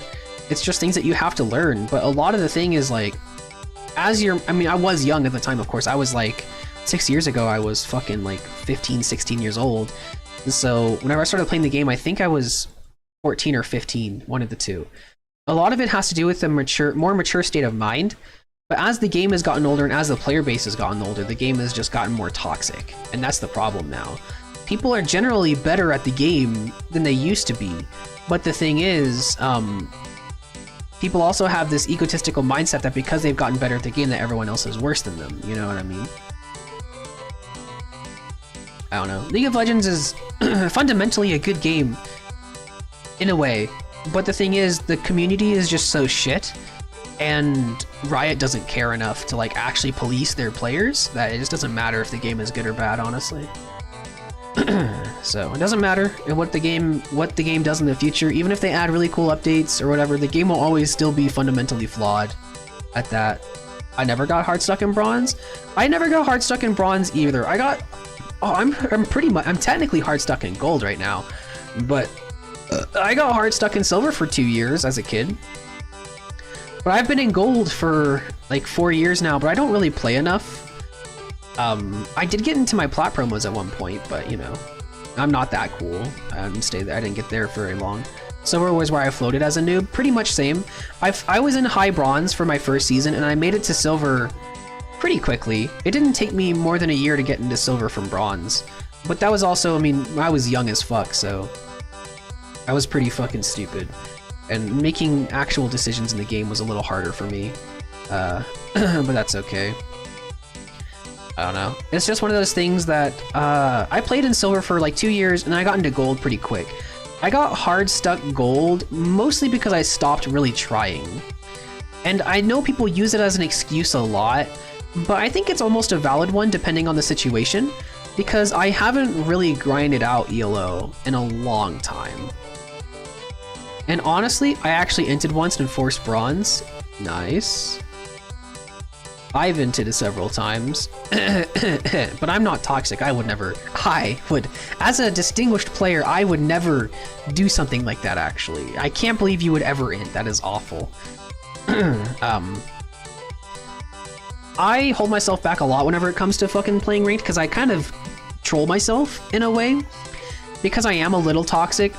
I'm not usually verbally toxic, but I'm a very weird type of toxic. I'm not trying to say I'm unique and quirky, because I'm not. I'm sure there's a lot of people who are the same way. I don't want to legitimately int, but there are certain players that I don't even like say, like, I don't like talk shit to, but there are definitely players that whenever I'm playing League of Legends, I watch them and I see what they're doing, and I think to myself, that player does not need to win this game. They don't deserve to win this game. You know what I mean? Oh, then I climbed so fast with Shaco. That was the most fun I had in League when I was in bronze. The most fun I had in League was in bronze. Honestly, that's the thing, is I just try to enjoy the game. Like, it's hard to enjoy that game, so I literally just play with the idea of I'm just trying to enjoy it, right? And so that's pretty much what I do whenever I try to play the game, is I just try to enjoy it. Whether I'm trolling, whether I'm inting, or whatever. I just try to enjoy the fucking game, because it's hard to do that sometimes, so there's always that. But with my biggest, like, I am a little toxic, but I'm not verbally toxic.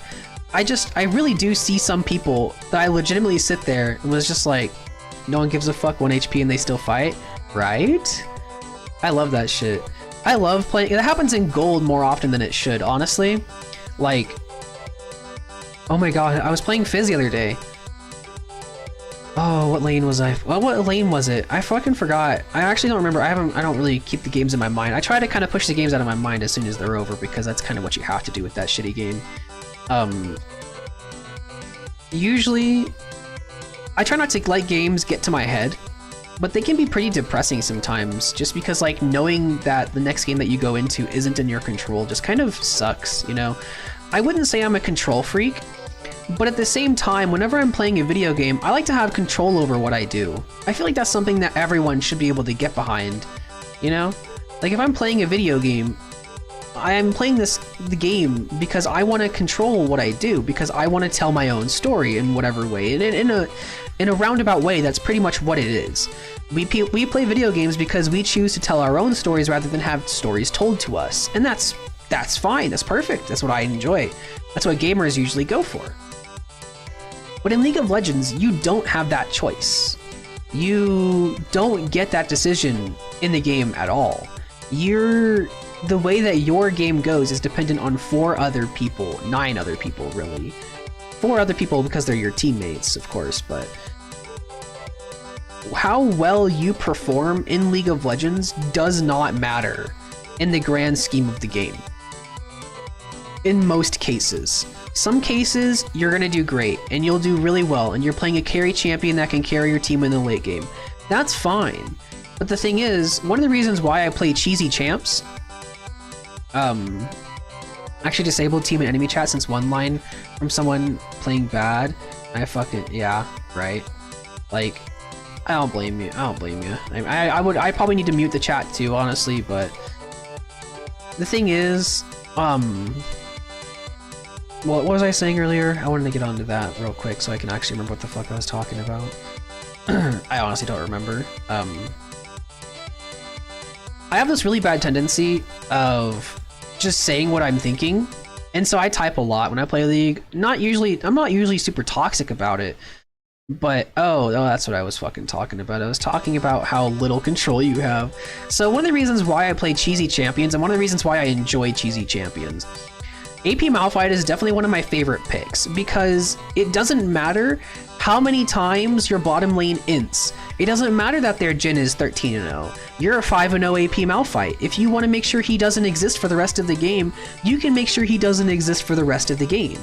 Like, that's the thing, is the champions that I really try hard with are usually Fiddlesticks and Malphite. And I usually play AP Malphite top, because that's just the best place to play him in my opinion. Maybe mid, but like, I don't know, just kind of harder to play in mid, but either way, like, I like to play cheesy champs like that because no matter how fed the enemy gets, you usually have more of a say in whether or not you win in that scenario.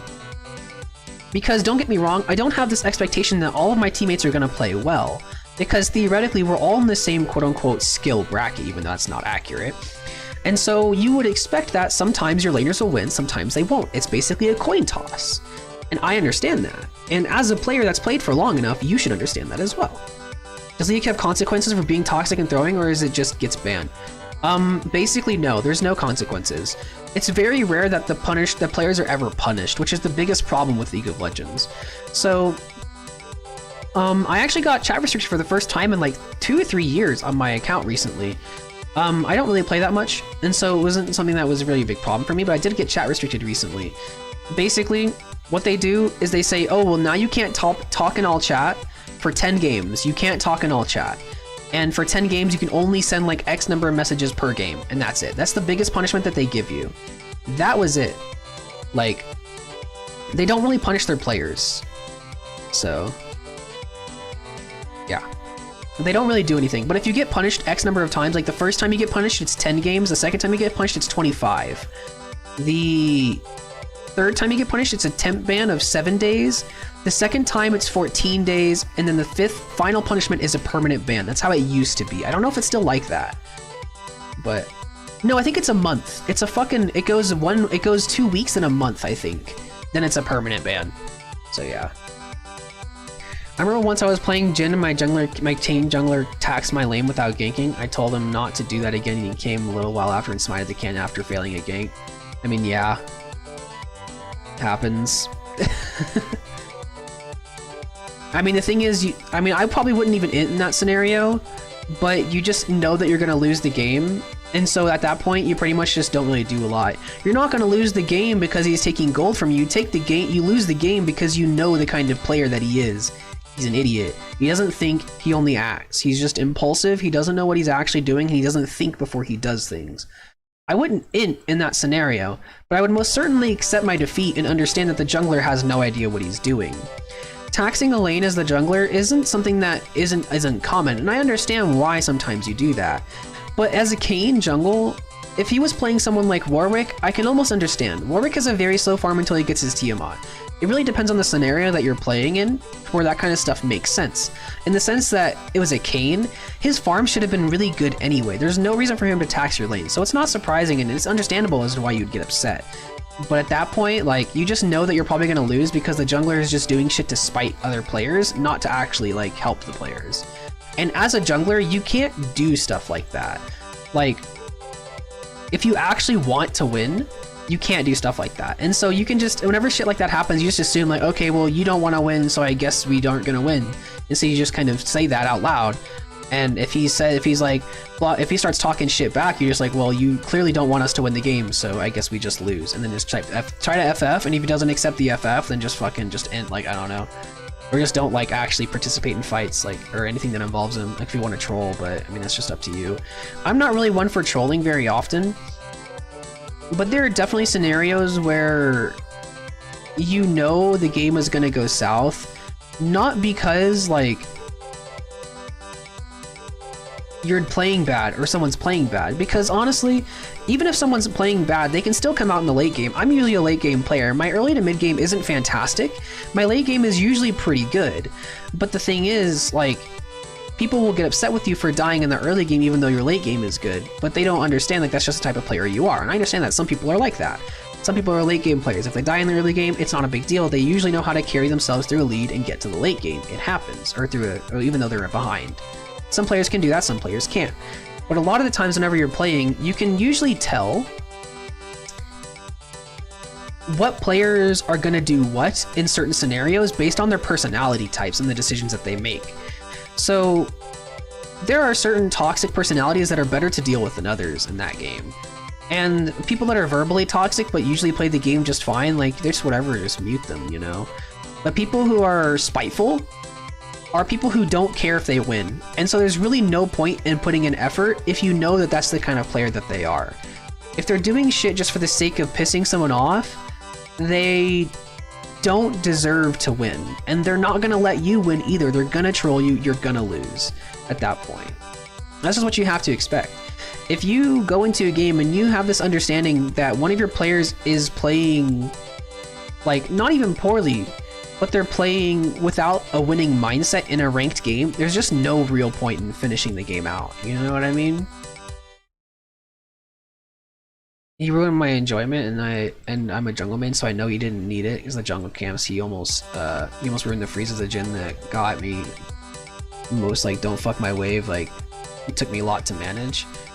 I mean, yeah, junglers don't really, a lot of the time junglers don't really play lanes, and as the jungler, you have a lot of power. I think that a lot of junglers don't, especially in low elo, don't understand how much they matter, and don't understand how important their time is. I think that's one of the biggest problems with junglers, and one of the reasons why I default to jungle, not because I'm good at it, but because I'm not retarded, and I actually understand the mechanics to jungle. A lot of junglers in low elo have no idea what they're doing. And not because they're bad players, but because they're not good junglers. Junglers have to understand a couple of minor things whenever they get into the game. They are rather egotistical things that you need to understand as a jungler, but they're true. Your time is more valuable than anybody else's. Your success is more valuable than anybody else's. If the jungler is successful, the team is more likely to be successful. Taking resources from laners isn't necessarily a bad thing, but also making it so that you are the only one on your team that can do anything will ruin the game for you. Balancing certain things like that as a jungler is something that low-level players cannot do. It is something that low-level players cannot comprehend. It is something that low elo players will always make the same mistake of thinking that they are the most important. Which is why the egotistical nature of low elo players makes it difficult, especially if you're playing jungle. And so if I ever really want to win games, I play jungle and I play top, and that is it. Because jungle is the only role that I know for a fact that I will pretty much outclass anybody in my rank in. Because as egotistical as that sounds, as the jungler, you need to have those understandings. Is that if you don't understand that your time is the most valuable in the game, then you're doing something wrong. If you don't understand that you are probably the most pivotal role in the game at the beginning stages, you don't have the right mindset. It's just a very important role. I feel like people who are new to the role don't understand how important the role is. You know what I mean? Like, maybe I'm just biased because I'm a jungle player, and that's most certainly probably the case. And so I can understand why maybe I am just so biased in that sense. But keep in mind that in a low elo, junglers just have no concept of the bigger picture. And that's probably the hardest thing to do in League, is to play jungle properly. And so yeah, I don't know. It just makes the game really hard to play if you're a jungle main and you don't play jungle, because if you actually know how to play jungle properly, if you're not playing jungle, it's just going to be the most painful experience ever, because you're going to watch their jungler and be like, what are you doing? Why are you not waiting in this bush for the counter gank? Because we know their jungler is here. You know what I mean? I have not played League of Legends, so I think that the mid lane should be the important role by any rule. Depends. I mean, that's the thing. A lot of the times it's mostly the jungler, but oftentimes laners in the beginning stages. I did mention that the jungler is the most important role in the beginning stages of the game. Mid lane and bottom lane are all the lanes are important. In the late game, everybody matters. But people don't understand that sometimes, but that's beside the point. Every lane matters in the end of the game, and so everybody has to do their part, right?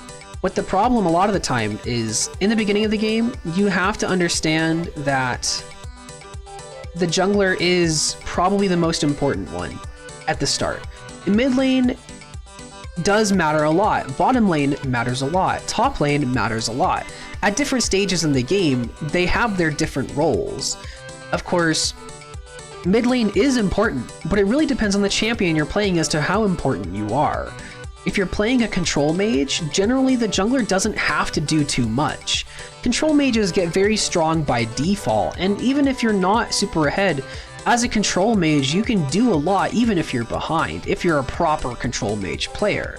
It really depends on who you are and what you're playing as to whether or not you're quote-unquote important at a certain time in the game. And so that's one of the reasons why if I ever play mid lane, I never really ask for lane assistance, ever. I usually ping them off because I want them to spend their time elsewhere. But a lot of the problem is that junglers don't know how to effectively time manage, but that's beside the point. I love Jhin. I won 6 games in a row once, and every game I carried them so hard like they would shit talk me for not following their calls, and after I carry they don't say anything. Well, I mean, just depends on the game, you know? Sometimes you get lucky and sometimes you don't. Jhin's a strong champion if you can play him properly, but of course it just depends on the enemy team, you know? My biggest problem with ADC is that you're so easily useless that I just don't enjoy the role, you know what I mean? Mid lane is a duo lane, that's what a lot of people don't see in a lane, where mid and jungler fight the other mid and jungler. I don't like mid lane being a duo lane. I play control mages, so I don't let the jungler ever attack me. I never get ganked as mid whenever I play mid. I never let it happen. Usually, whenever I play mid, I play Orianna or Anivia, and that's pretty much it. I don't like playing super crazy champions, so whenever I'm ever trying to carry, I might play Akali or Fizz. But I don't like to play champions like that because it makes you easier to gank. When you're playing something like Orianna or Anivia, it's not hard to get away from the enemy, or at least force some summoners to get them to catch up to you. Which is one of the reasons why if I'm ever playing mid lane and I'm ever trying, like actually trying very hard, Orianna is a really good pick for me. I enjoy her a lot, I know how she plays well, and I know how to play from behind if I have to. But I never really have jungle problems whenever I play mid. I usually out-farm my laner rather well, but I usually do my best to freeze the wave anyway. It's not that hard to do, but a lot of players fail to manage the wave properly. It's not hard to get a freeze. If you need a freeze, just fucking shove the wave in and force it to crash. Like, it's not that hard.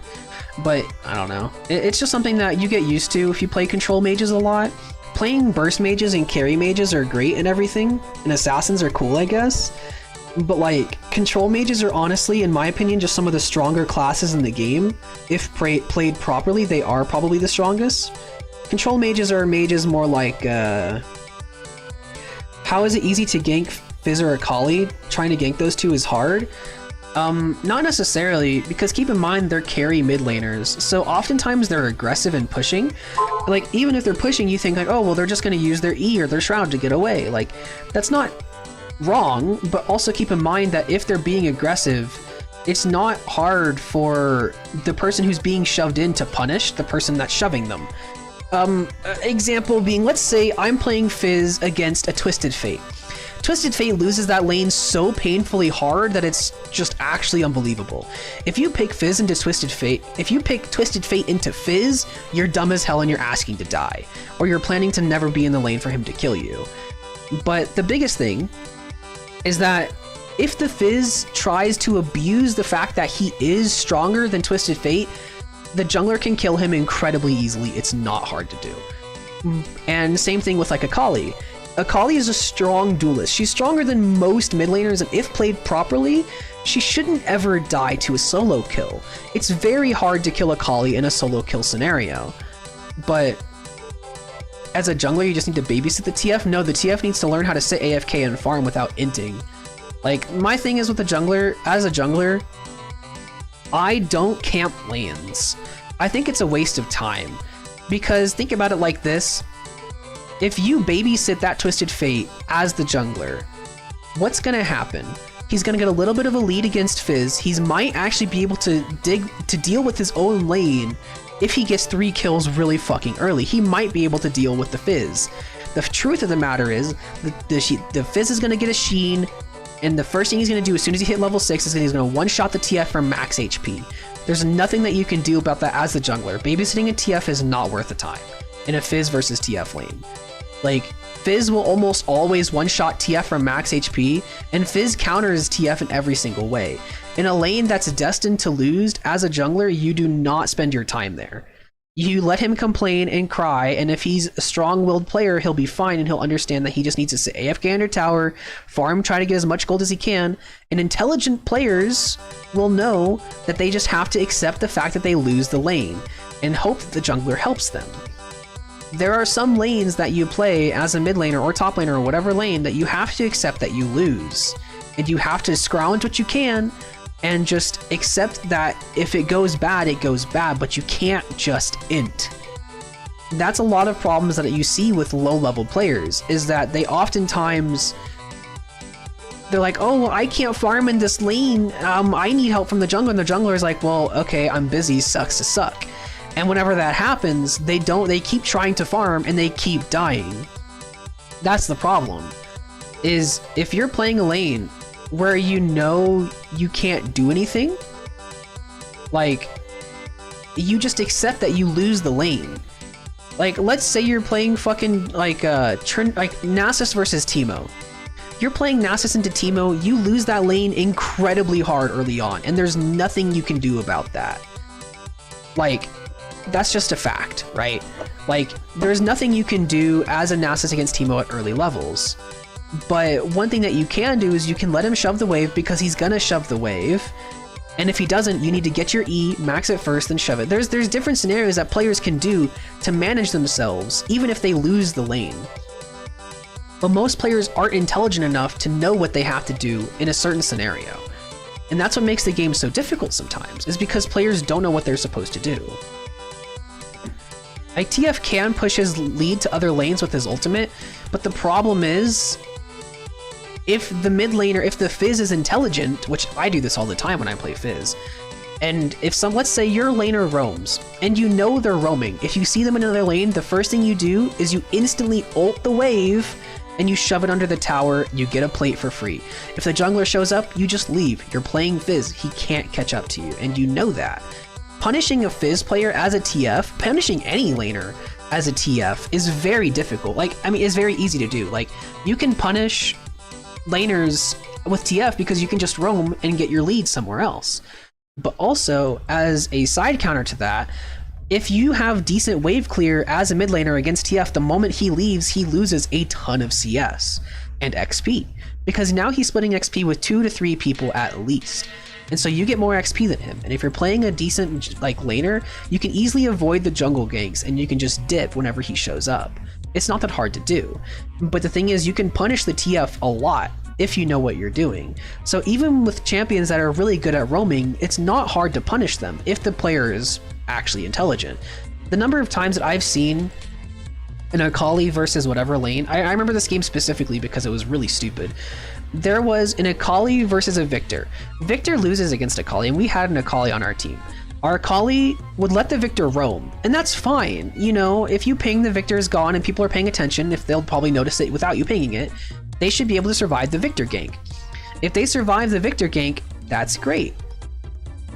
But the problem is, if you don't shove the wave in as Akali or freeze the wave while he's gone, you are fundamentally a stupid person and shouldn't be in the rank that you're in. That is a fact. Like, you really shouldn't be playing in gold if you don't know how to punish somebody for roaming. And that's the thing, is like, I don't think, especially last season was really, really bad. Maybe that was just what happened because last season was kind of a shit show to begin with. So maybe a lot of my angry sentiments come from that, because last season was just bad. The matchmaking was awful. There are a lot of fresh level 30s getting placed into golds for their placements that they shouldn't have been in fresh gold, like as level 30s. It happened a lot more than it should have. People who were in iron in the previous season were still getting pushed into gold for their placements. It was bad. It's one of the main reasons why I didn't play last season, is because I played for the first like month. Actually, that's not even true. I played for the first 2 weeks of the season. And I played very, very casually and very randomly, sporadically throughout the season. Every single time I played, the matchmaking was literal dog shit. Like, it was just bad. Every single game that you'd play, you'd end up seeing somebody who probably shouldn't have been there, whether they should or shouldn't have because they were lower or higher ranked than that. It just happened a lot. Like, people who are fresh level 30s should not be automatically placed into gold for placements. That is not accurate. Gold is about the top 10% of players. At least it used to be. I don't know if it actually still is. I can't check that because I haven't played my ranked games. Gold in season 8 was about top 10% of players. I don't know if it still is or not. I could be wrong. Maybe it's higher, maybe it's lower. I don't know. But whenever you have players that are getting to level 30 who have never played ranked before in their life, who have just started experiencing the game for the first time, are getting by default placed in the top 10%, you know there's gonna be a problem. And League of Legends didn't do anything to fix that system until probably this season, whenever they actually hopefully fixed it.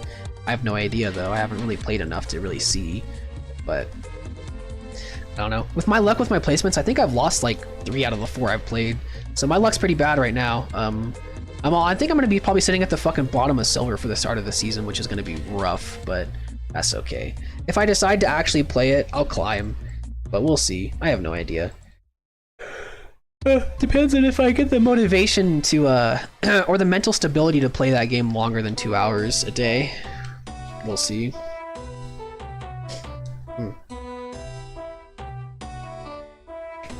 All in all, I think League of Legends can be a pretty fun game, but it's one of those games that's only fun if you're playing with friends, and again, so it's just not really worth playing it. You know what I mean?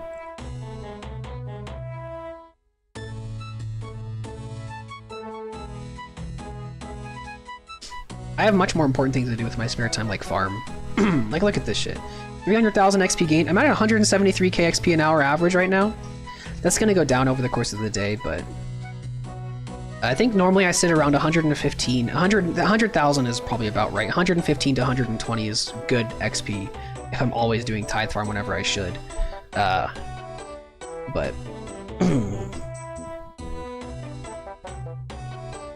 I'm pretty happy with 300k XP already. We're halfway through our level, which is good because I got level 91 last night when I went to bed, and we're already halfway through, so that's pretty good.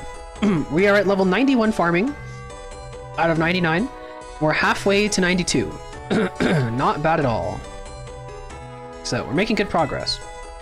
I'm still not close to 99, like at all, but we're making progress.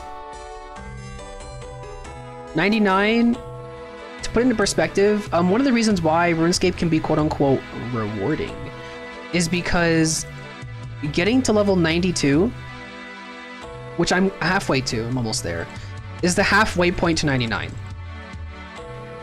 Basically, how it works with the XP system is every 7 levels that you receive, let's say, for example, to get from level 92 to 99, you have to get those 7 levels, you're gonna have to get the same amount of XP that you got in, so 2 levels for farming 6 days? No, I've gotten, I started my grind at level 77? 76. Or was it 74? I don't fucking remember.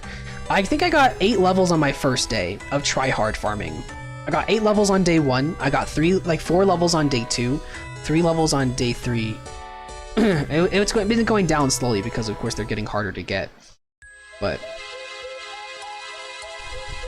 does music change right there? It does. Huh. Interesting. Anyway. Like someone said, you can be measured by how miserable life is and how much League you play. Yeah, that's fair. I don't know. I try not to play a lot. I think it's fun if you try to enjoy it. You can enjoy it. But you can't take the game too seriously if you actually want to not hate yourself. You know what I mean? Oh, hey. My Hespori is about to be done, like actually in a minute. I'm gonna do my Hespori kill. Nice. Maybe I'll get more Addis seeds. I really want more Addis seeds. That'd be nice.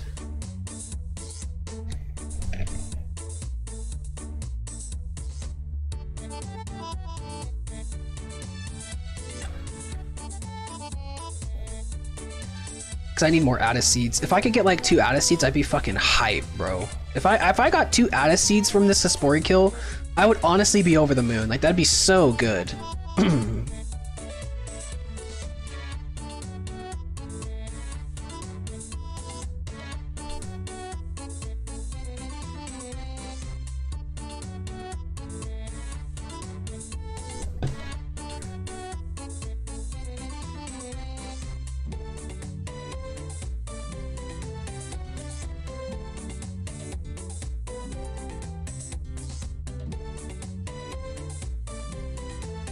Where did this me come from, bruh? I'm drunk. Hey man, I don't judge what you do on your spare time.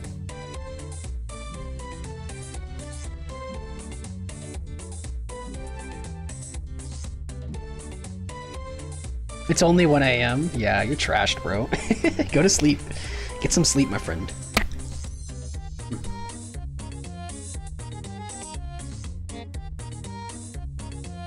So much Snape grass.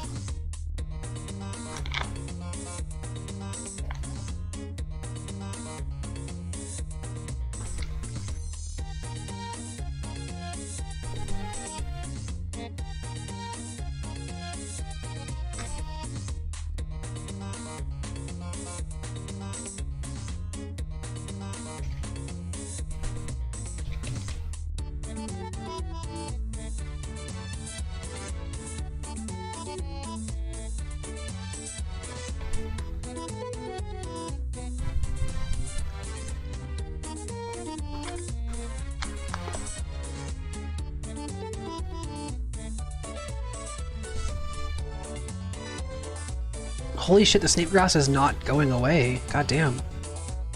I've been farming the Snape grass for ages. I mean, I'm eating, so it's whatever, but like, wow.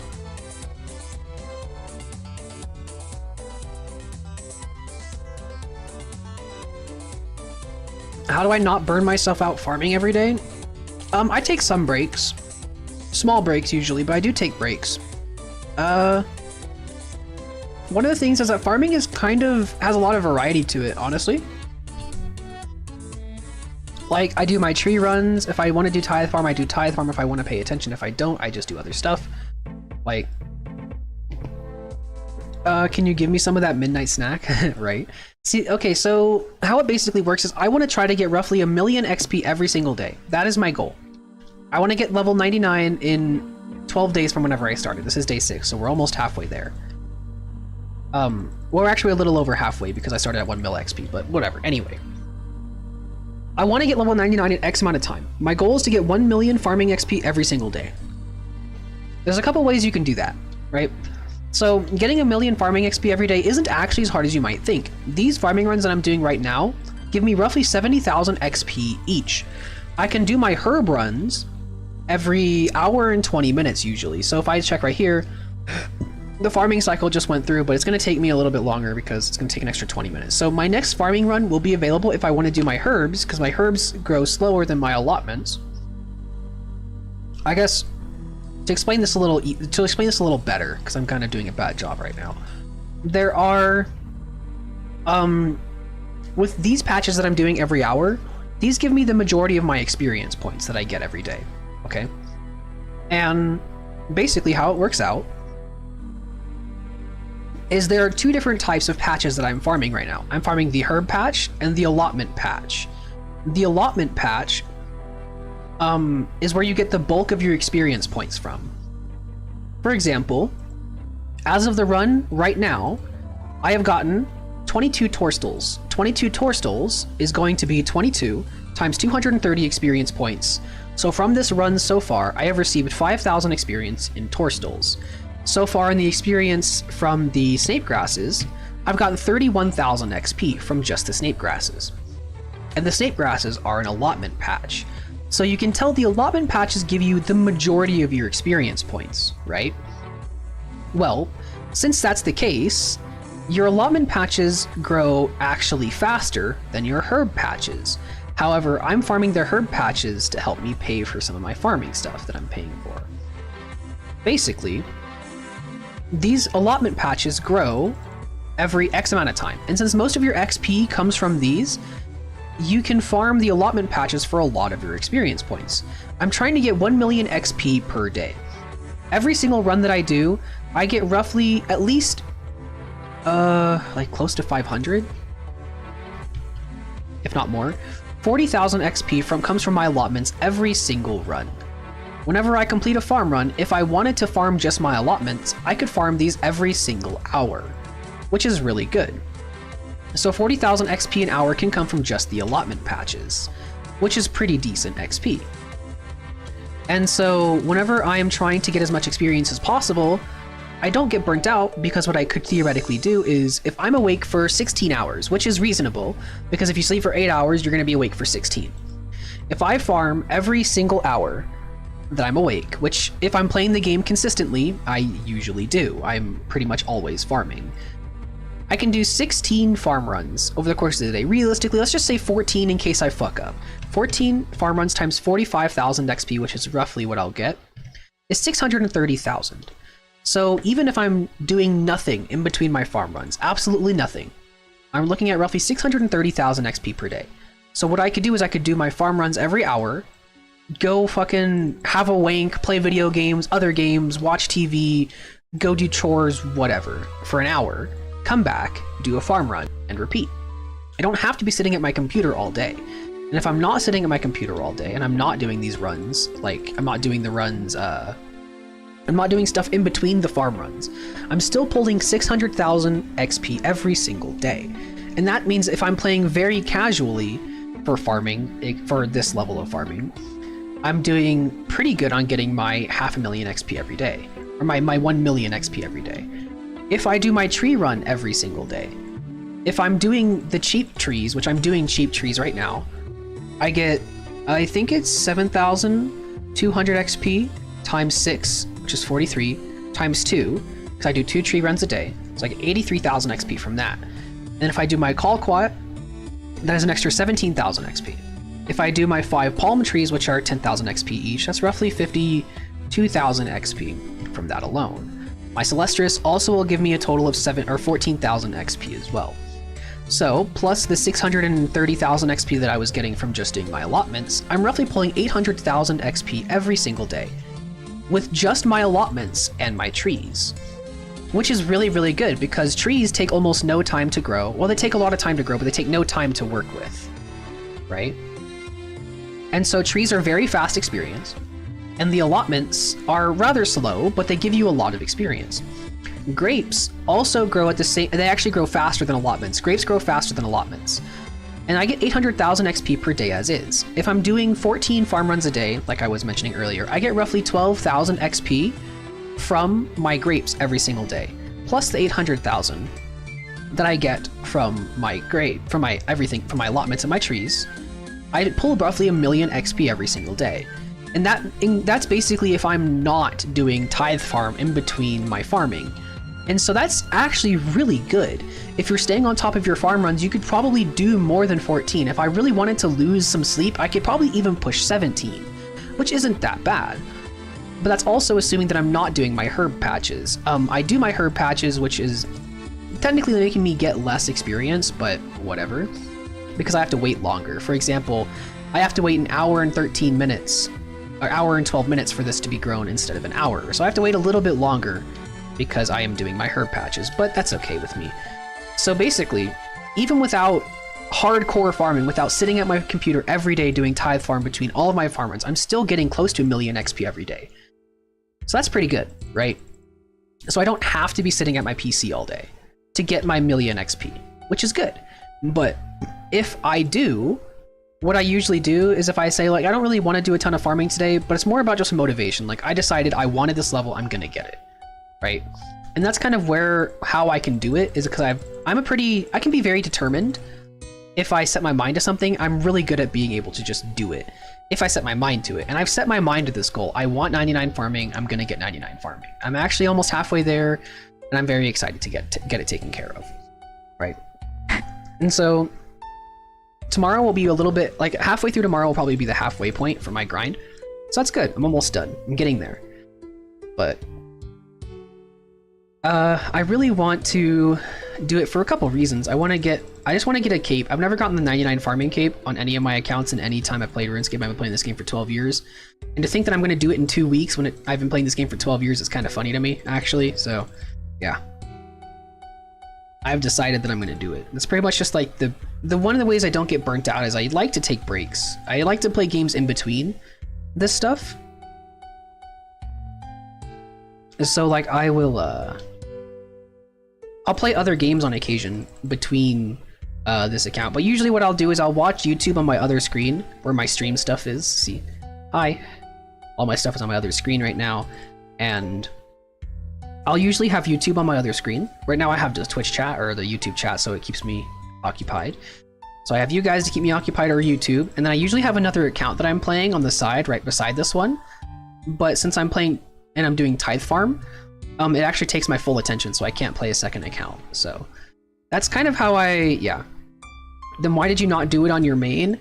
That is a good question, and honestly, I kind of regret not doing it on my main, but at the same time, I don't know. I think it's because it's a new account, I want it to get that 99 farming for the sake of getting 99 farming on this account, you know? I think it'd be fun. Oh, my grapes aren't quite finished yet. They have another 20 minutes. I'll do a tithe farm run, then do my grapes, I guess. But basically, I just wanted to do it for the sake of doing it. I don't know. This account is new, right? And I told you that Neve and I started playing these accounts together, and she's playing on hers pretty consistently, so that's good. Let me change the music to Forlorn.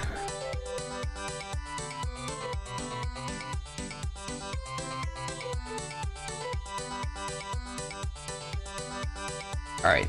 So Neve and I started playing these accounts together, and since we started playing them, I've been really enjoying playing a new account.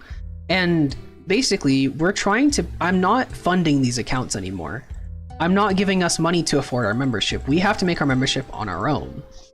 And farming is a very good way of making money. So I decided that it would be a good idea if I just did a lot of farming on this account, because I want to make my membership, right? So to afford my membership on this account, I had to do something, like to actually make money. And I decided that farming was what I was going to do, because farming is really good money and really easy money that can be done rather passively. And that's where it started. I like to do farming anyway on new accounts. Making a new account, if you don't do farming on a new account as a member, you're doing something wrong, because it's stupid easy money. It's not hard to do at all. And it's very fast as well. You will make awesome money. Like, we do our farm runs. She does her farm runs, not as often as I do because I'm grinding for 99, but she does her farm runs and she makes good money from it. But it's something that we're basically just using to supplement our accounts with the money that they need to do whatever it is we need to do. For example, if we're going to make progress on these accounts, we have to do quests. Some quests have very high quest requirements, nothing crazy we're doing right now. But for example, one quest is going to be Dragon Slayer 2 one day, if we ever do that quest, which we will eventually. That quest requires level 70 smithing, amongst many other things, but it requires level 70 smithing. To get level 70 smithing, you're given several options. You can either make cannonballs to make profit from smithing, which will take you literally forever to get level 70.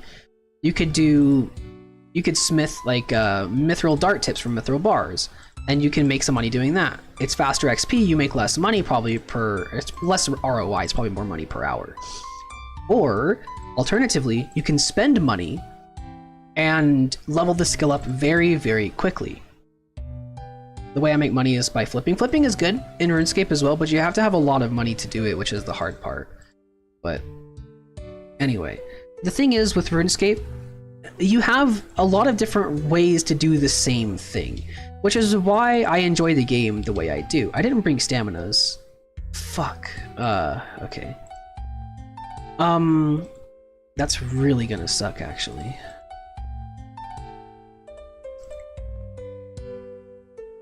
Basically, there's a lot of different ways to do the same thing in RuneScape. And for example, I am making my money through farming, and she's making her money through cooking or wood cutting or whatever it is that she's doing right now. And you can level up your skills in a slower pace that will make you money. For example, if you want to make money through fletching, you can get 150,000 experience per hour, and you can make yew longbows from yew logs. You make a little bit of money doing it, and you get decent XP.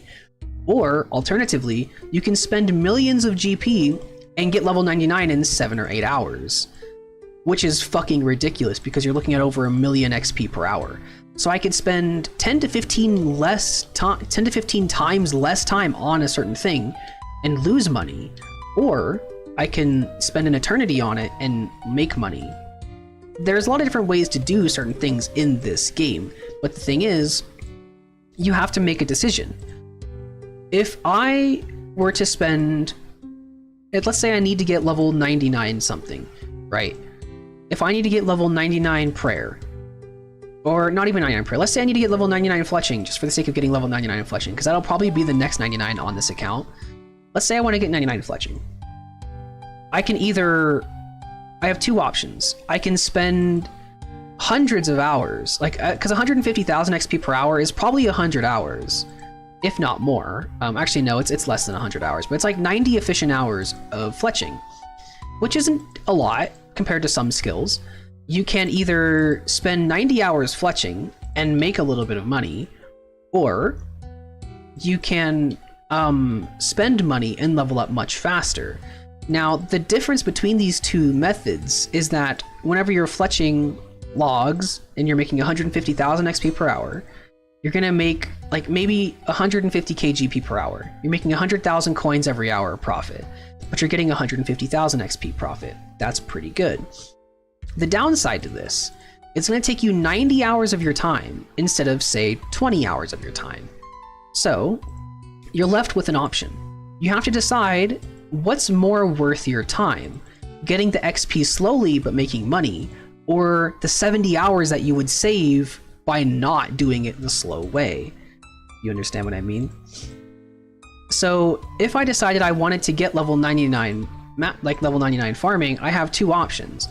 I could do it the slow passive way where I just buy trees and spend my time doing other things, or I could do it the grindy but theoretically faster way of actually doing it by hand. Which I'm choosing to do it by hand, obviously. It's just, you have a lot of different ways of choosing to do certain things, but you have to decide what's more worth your time. Let's say level 99 fletching would cost me 100 million coins, but it would save me 70 hours if I spent 100 million coins, right?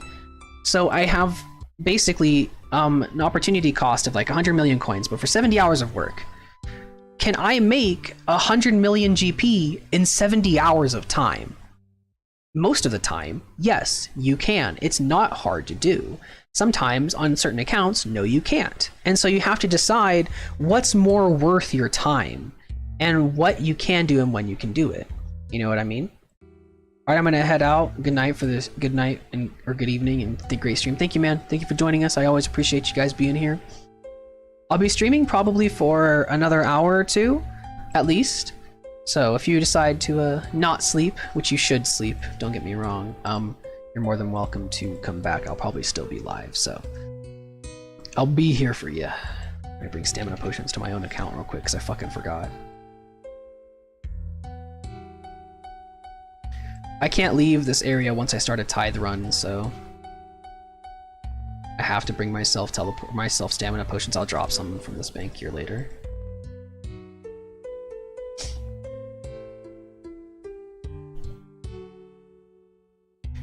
But yeah, there's a lot of decisions that you can make based on getting XP and getting money in this game, and a lot of different varieties of things that you can do for certain skills. And that's probably one of the best things about this game, honestly.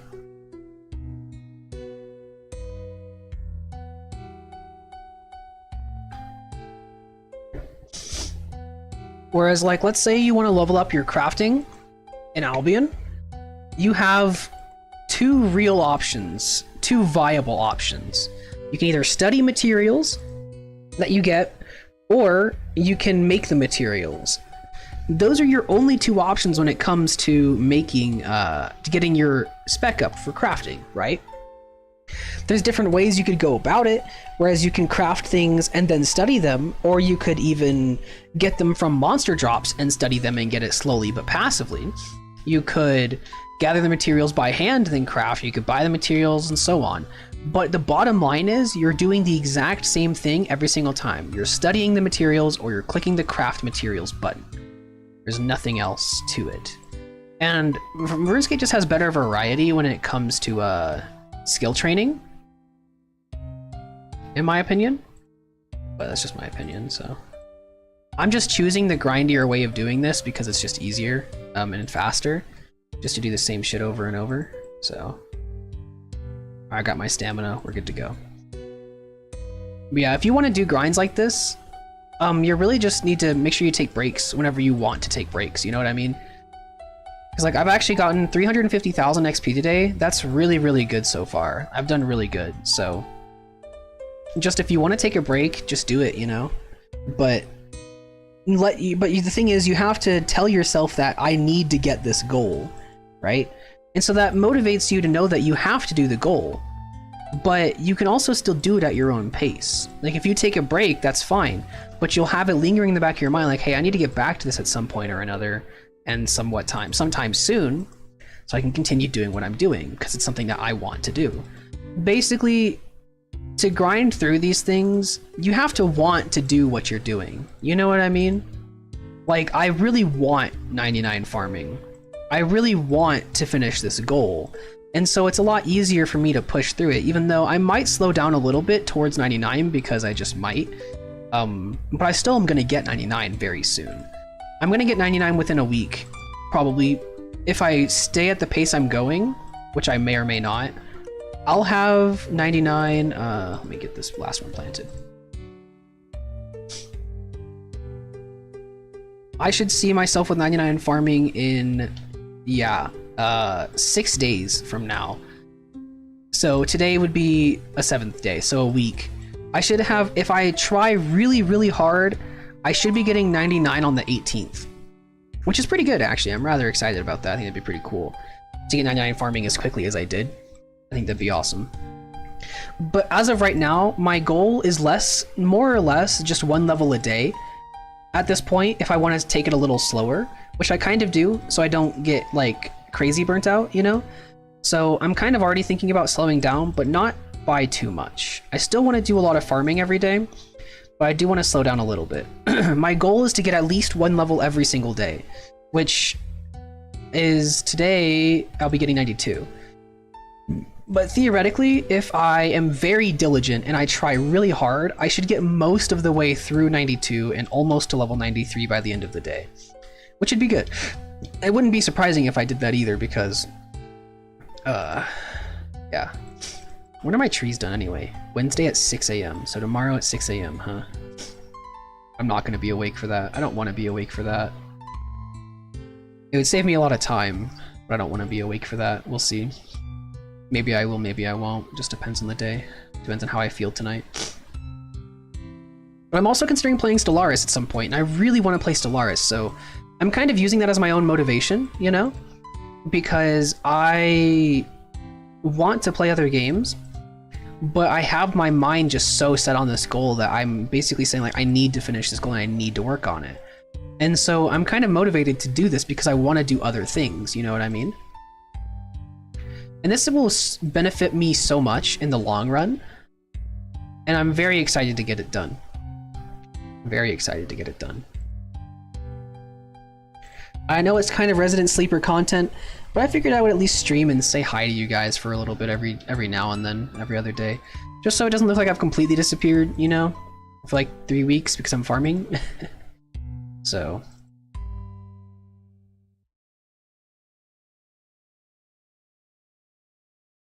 I need to find out the most efficient path for XP though. Because grapes grow in 40 minutes. If I do a grape run, and then I do a farm run, my grapes will be done like I just did this, basically. I did my grapes, and then I did my farm run, right? If you do your grapes, and then you do your farm run, you have 20 minutes until they're done, again. And so I'm doing a tithe farm run, which takes roughly 20 minutes. Which then my grapes will be done again. But my herbs won't be done for an hour. And so, I have to see what the timing is. Probably 2. Maybe. I think what I'm gonna end up doing is I'm gonna do grapes, farm run, grapes. No, I'm gonna do grape, farm run, tithe farm, grapes. Then do 2 more tithe farm runs, then do grapes, then farm run, repeat in that order. I'm pretty sure that's just the best way to do it. The thing is, I don't really want to do a lot of tithe farm. This kind of sucks. It's not that hard, necessarily, but it takes a lot of time to do it, and honestly, it's not super click intensive. My wrist doesn't like when I do this all day, so I don't need to be doing this all day, but the thing is, I actually need the points. They're really good for me, actually, because they let me pick those fancy grapes that make me a ton of money. But I also eventually want the herb sack, and so I might have to save up 250 points and then get level 53 herb lore so I can buy the sack. Because the herb sack is an item that's actually very useful. I think you can buy it from Slayer Masters for 750 points. But 750 Slayer points is actually a lot, and so I think I'd be better off just getting it here, actually, for 250 points. Because getting 750 Slayer points will take you ages. Getting 250 Tithe Farm points is like 4 hours at worst. If you're doing it really slowly, probably 4 hours. So yeah, I think I'm going to be doing the Tithe Farm and saving up my points till I get 250. And then once I get 250 points, I'm gonna just stop farming for a bit and then get level 53 herb lore, and then I'm gonna buy the herb sack, and then I'll get back to farming. 53 herb lore shouldn't take long to do it all. Maybe an hour or 2, tops. It's a super fast skill, but you have to spend money to train it, which kind of sucks, but you just buy all the stuff you need, then just make the potions and move on. It should only take like an hour to get 53, maybe 2, tops, so hopefully we'll get that done within a couple days. I think it would be nice to have this herb sack, because it's going to be very convenient for a lot of Slayer tasks in the future, which I am planning on doing Slayer on this account. So maybe we'll actually see some interesting content on this account sometime soon. Well, not soon, but in a week. Until then, we just kind of get to vibe, you know, and just get to farm for days and days on end. But I also don't want to bore you guys to death with my content. I do talk pretty consistently, so I at least try to stay vocal while I do this, so I don't seem entirely boring. But I know a lot of people will probably just fall asleep to content like this, and that's fine, honestly. I don't really care that much. But we're looking to get a lot of XP today. I really want to get 1 million today, which isn't actually unrealistic. I've only been awake for like 2 hours. No, that's not true. I've been awake for 3. I've only been playing for a little over 2 hours. My XP rates are 153k an hour though, which is really good. I'm actually surprised I'm holding that rate. It's gonna go down a little bit as the day goes on because I don't actually get 153k XP an hour, but we'll see.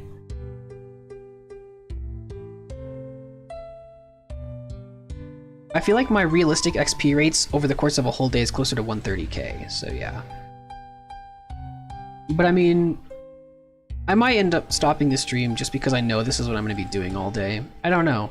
I kind of want to keep streaming, but I also kind of want to watch YouTube as well and just kind of vibe and do Tithe Farm. Maybe do Blood Runes on my main account. Make some money there. Get 99. Get 99 wood, or not wood cutting, rune crafting someday. Be pretty good. I don't know. Micro, isn't it super late for you? I'm pretty sure it's pretty late for you, isn't it, Micro? If it is, I mean, I can just let you go to bed and I can just kind of vibe and just do my farming on my own, you know?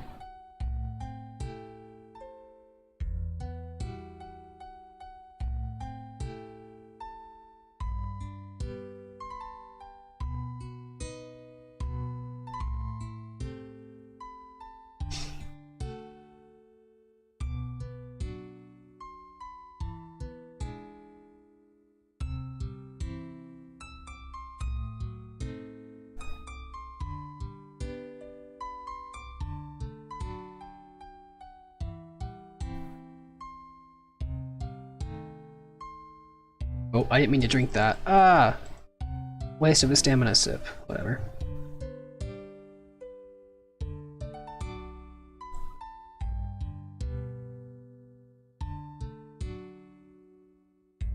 I also kind of want to play some modded Minecraft. I really need a new fucking computer, honestly. One day. Someday. I have to find a job first, then I have to relocate, and then whenever I work, if I save up some money, I'll do it, but I actually have to focus on saving up money for a move at some point soon. Down payments and shit. Unlike apartments and all that. I have like $500 right now, which isn't a lot. I need more than that. I really do. So I've been trying to work a lot. I made like 50 bucks yesterday, so that was pretty good. I still need to make more though. I need a lot more. I need at least $2,000 to feel comfortable about moving, honestly. Maybe even more than that.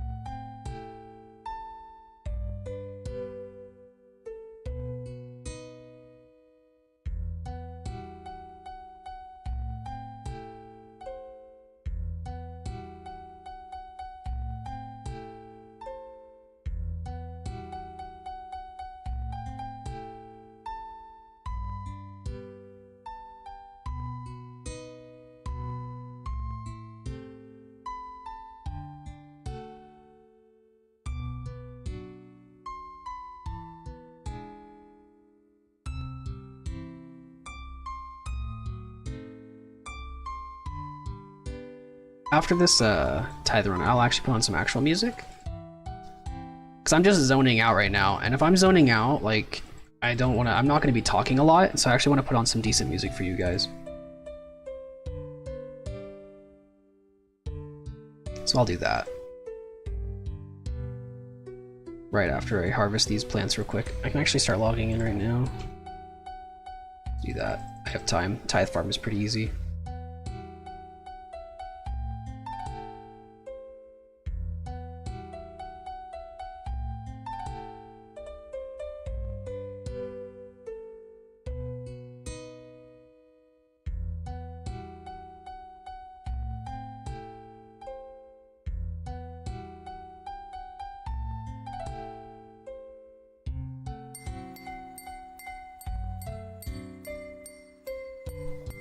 Oh, wrong thing.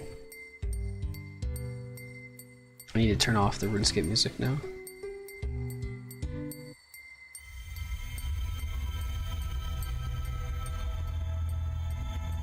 This way I can zone out and just focus on farming without feeling too bad.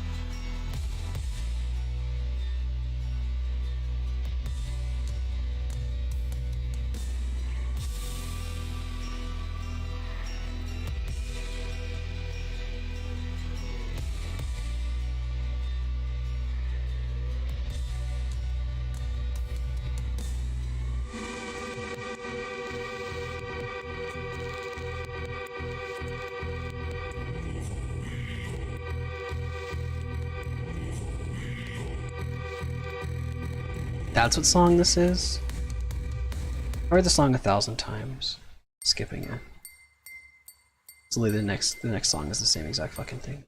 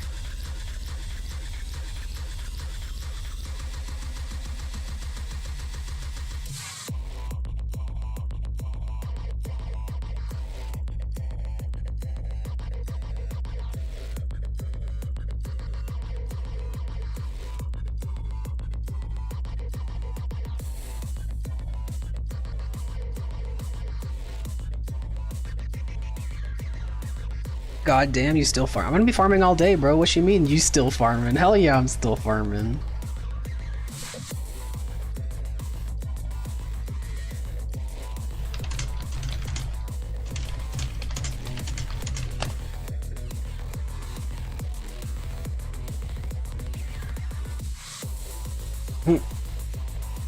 If you wanted to, if you really want to have your own dedication with things like this, you just gotta set your own goals, you know? Set goals that you want to achieve. That's the only reason why I played Albion as long as I did, is because I was determined to finish my own goals. But only goes so far, of course, but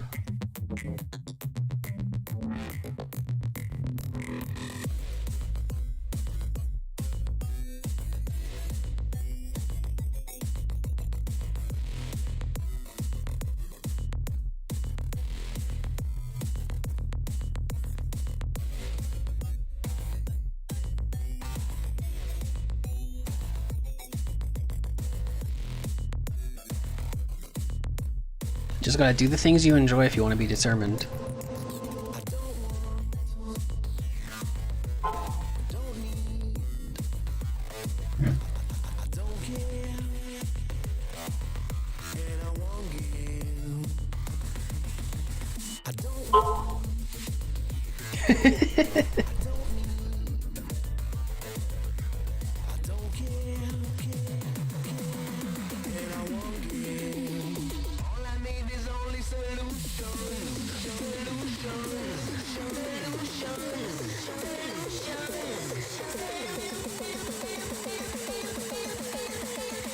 I think my buddies are trying to play League though.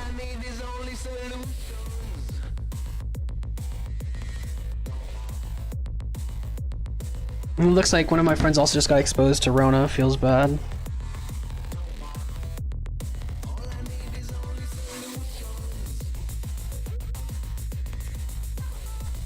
Come, Jose, make daddy happy. Oh my god, no. Oh, I'm gonna spill my rice everywhere. My gluttony has gotten the better of me. There's rice all over my desk. Fuck. Ah!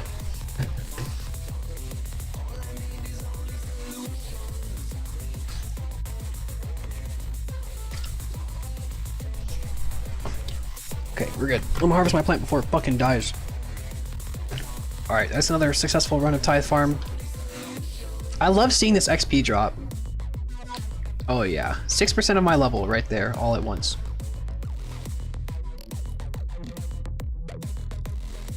I think that guy just took my spot too, honestly. Whatever. I have a grape run to do anyway. Farming while eating rice, what a farmer. Yeah, right. I'm getting into the persona. It's literally eggs, it's rice and eggs with some pork in it. Well, I ate the pork out of it, so there's only rice and eggs in it right now. Living the farmer's life, right? He's eating the farmer's diet anyway. I'm not living the farmer's life, otherwise I probably wouldn't have internet. Beside the point.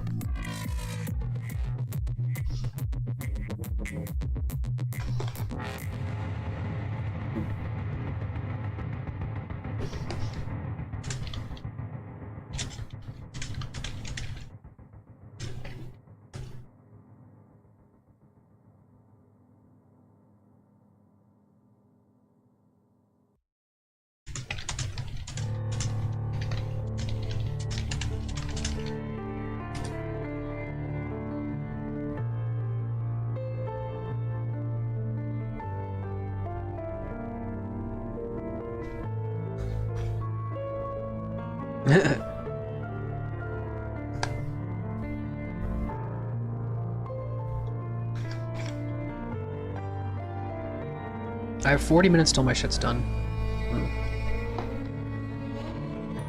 You don't need anything, you just need rice.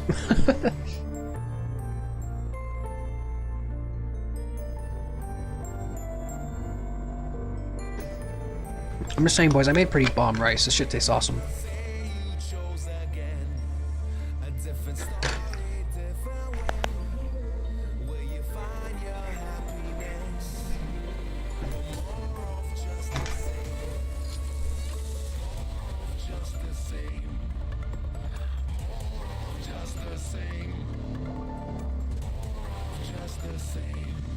Oh.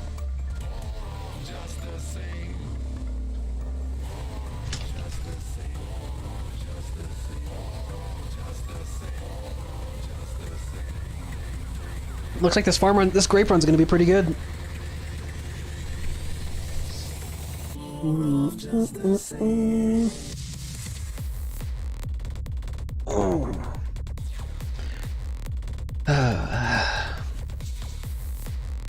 I'm gonna get up and stretch probably soon though.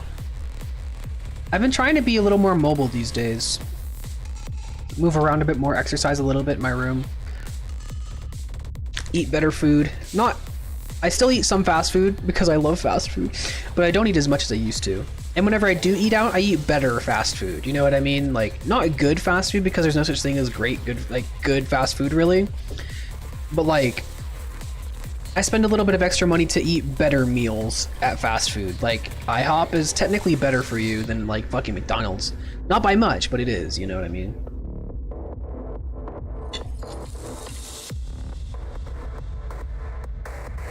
I'm upgrading the tier of fast food that I'm eating for a slightly healthier / more well-rounded alternative. Oh, you make great. What? I see as an Asian, I can't let that through? Think I'm Asian? Well, what if I am?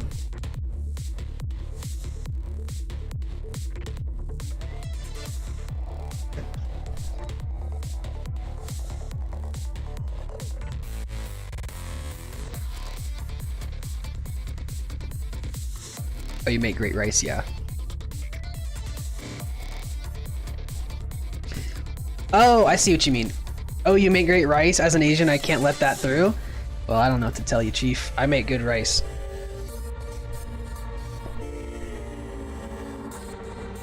I might go get more. I'm not super hungry, though.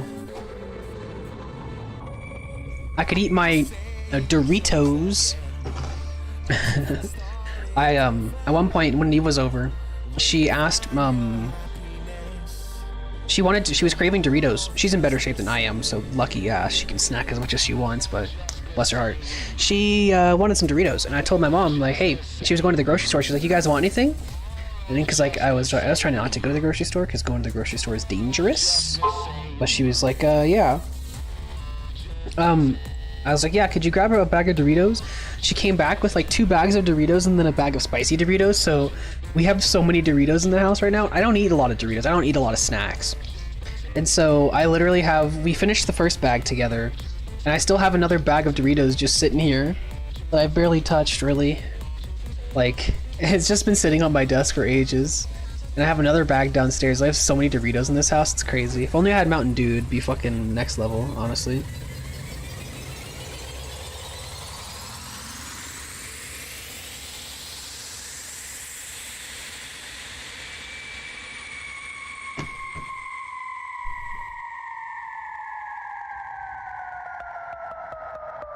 Can you share? I would if I could, honestly.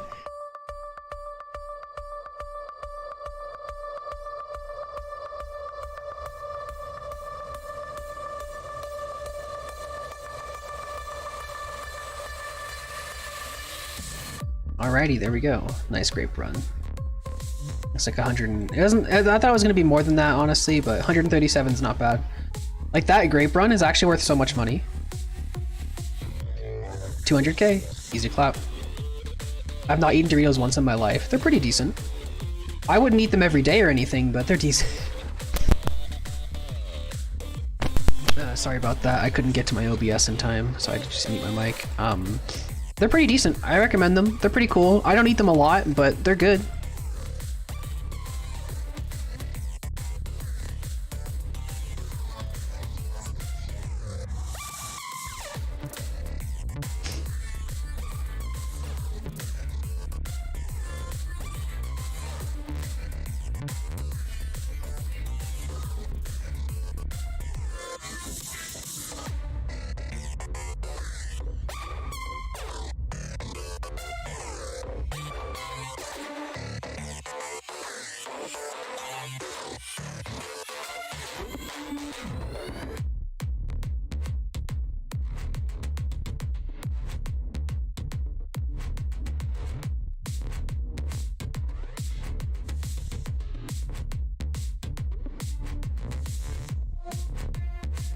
The only downside to grapes is fucking replanting this shit takes forever.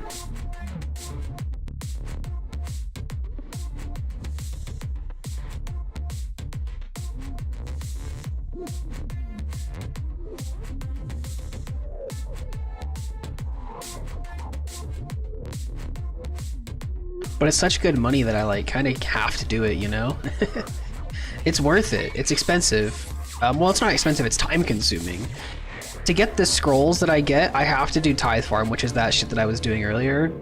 It's like 10 scrolls per point and 1 scroll per grape. So this run used 130 scrolls, but it made me 200k, which is pretty good. But the thing is, 130 scrolls, you get like 260 per run of Tithe Farm, which takes 20 minutes to do. So yeah, a little bit of a pain there, not gonna lie, but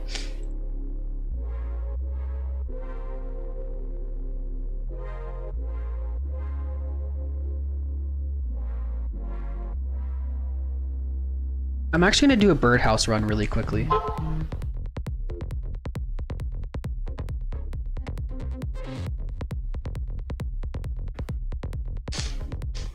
Because I need to be doing them. Where's my... Oh.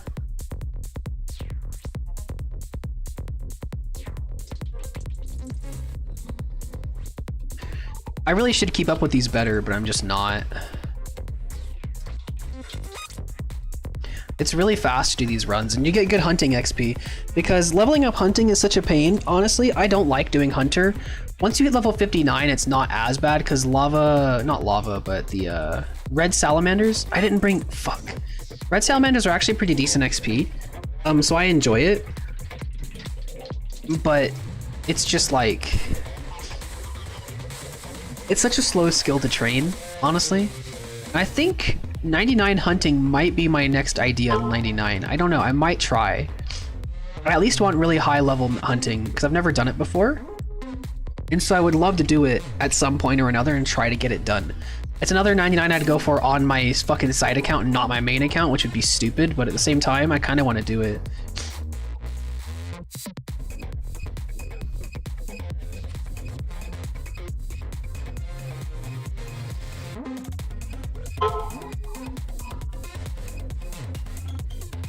It's 54 hunting.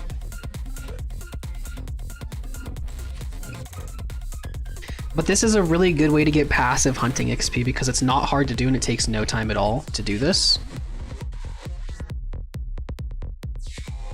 But I get like 4,000 hunting XP every time I do this, which is super quick compared to how long it actually takes to do this process. It's only like 2 minutes to do the whole thing, honestly.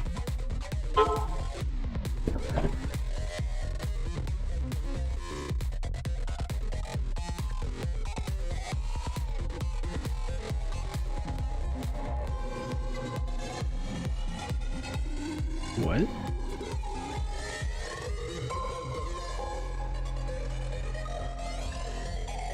Look at all those bird nests. Wow.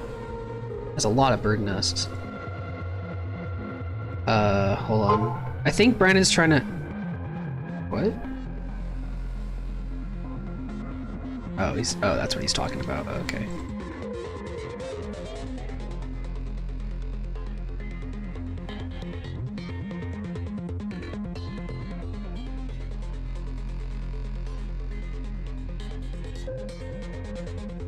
I think Brandon's trying to play some League of Legends, so I'll be playing that with them here in a minute. I got a bunch of bird nests that I run, so I'll just be doing my farm runs intermittently throughout the day at this point.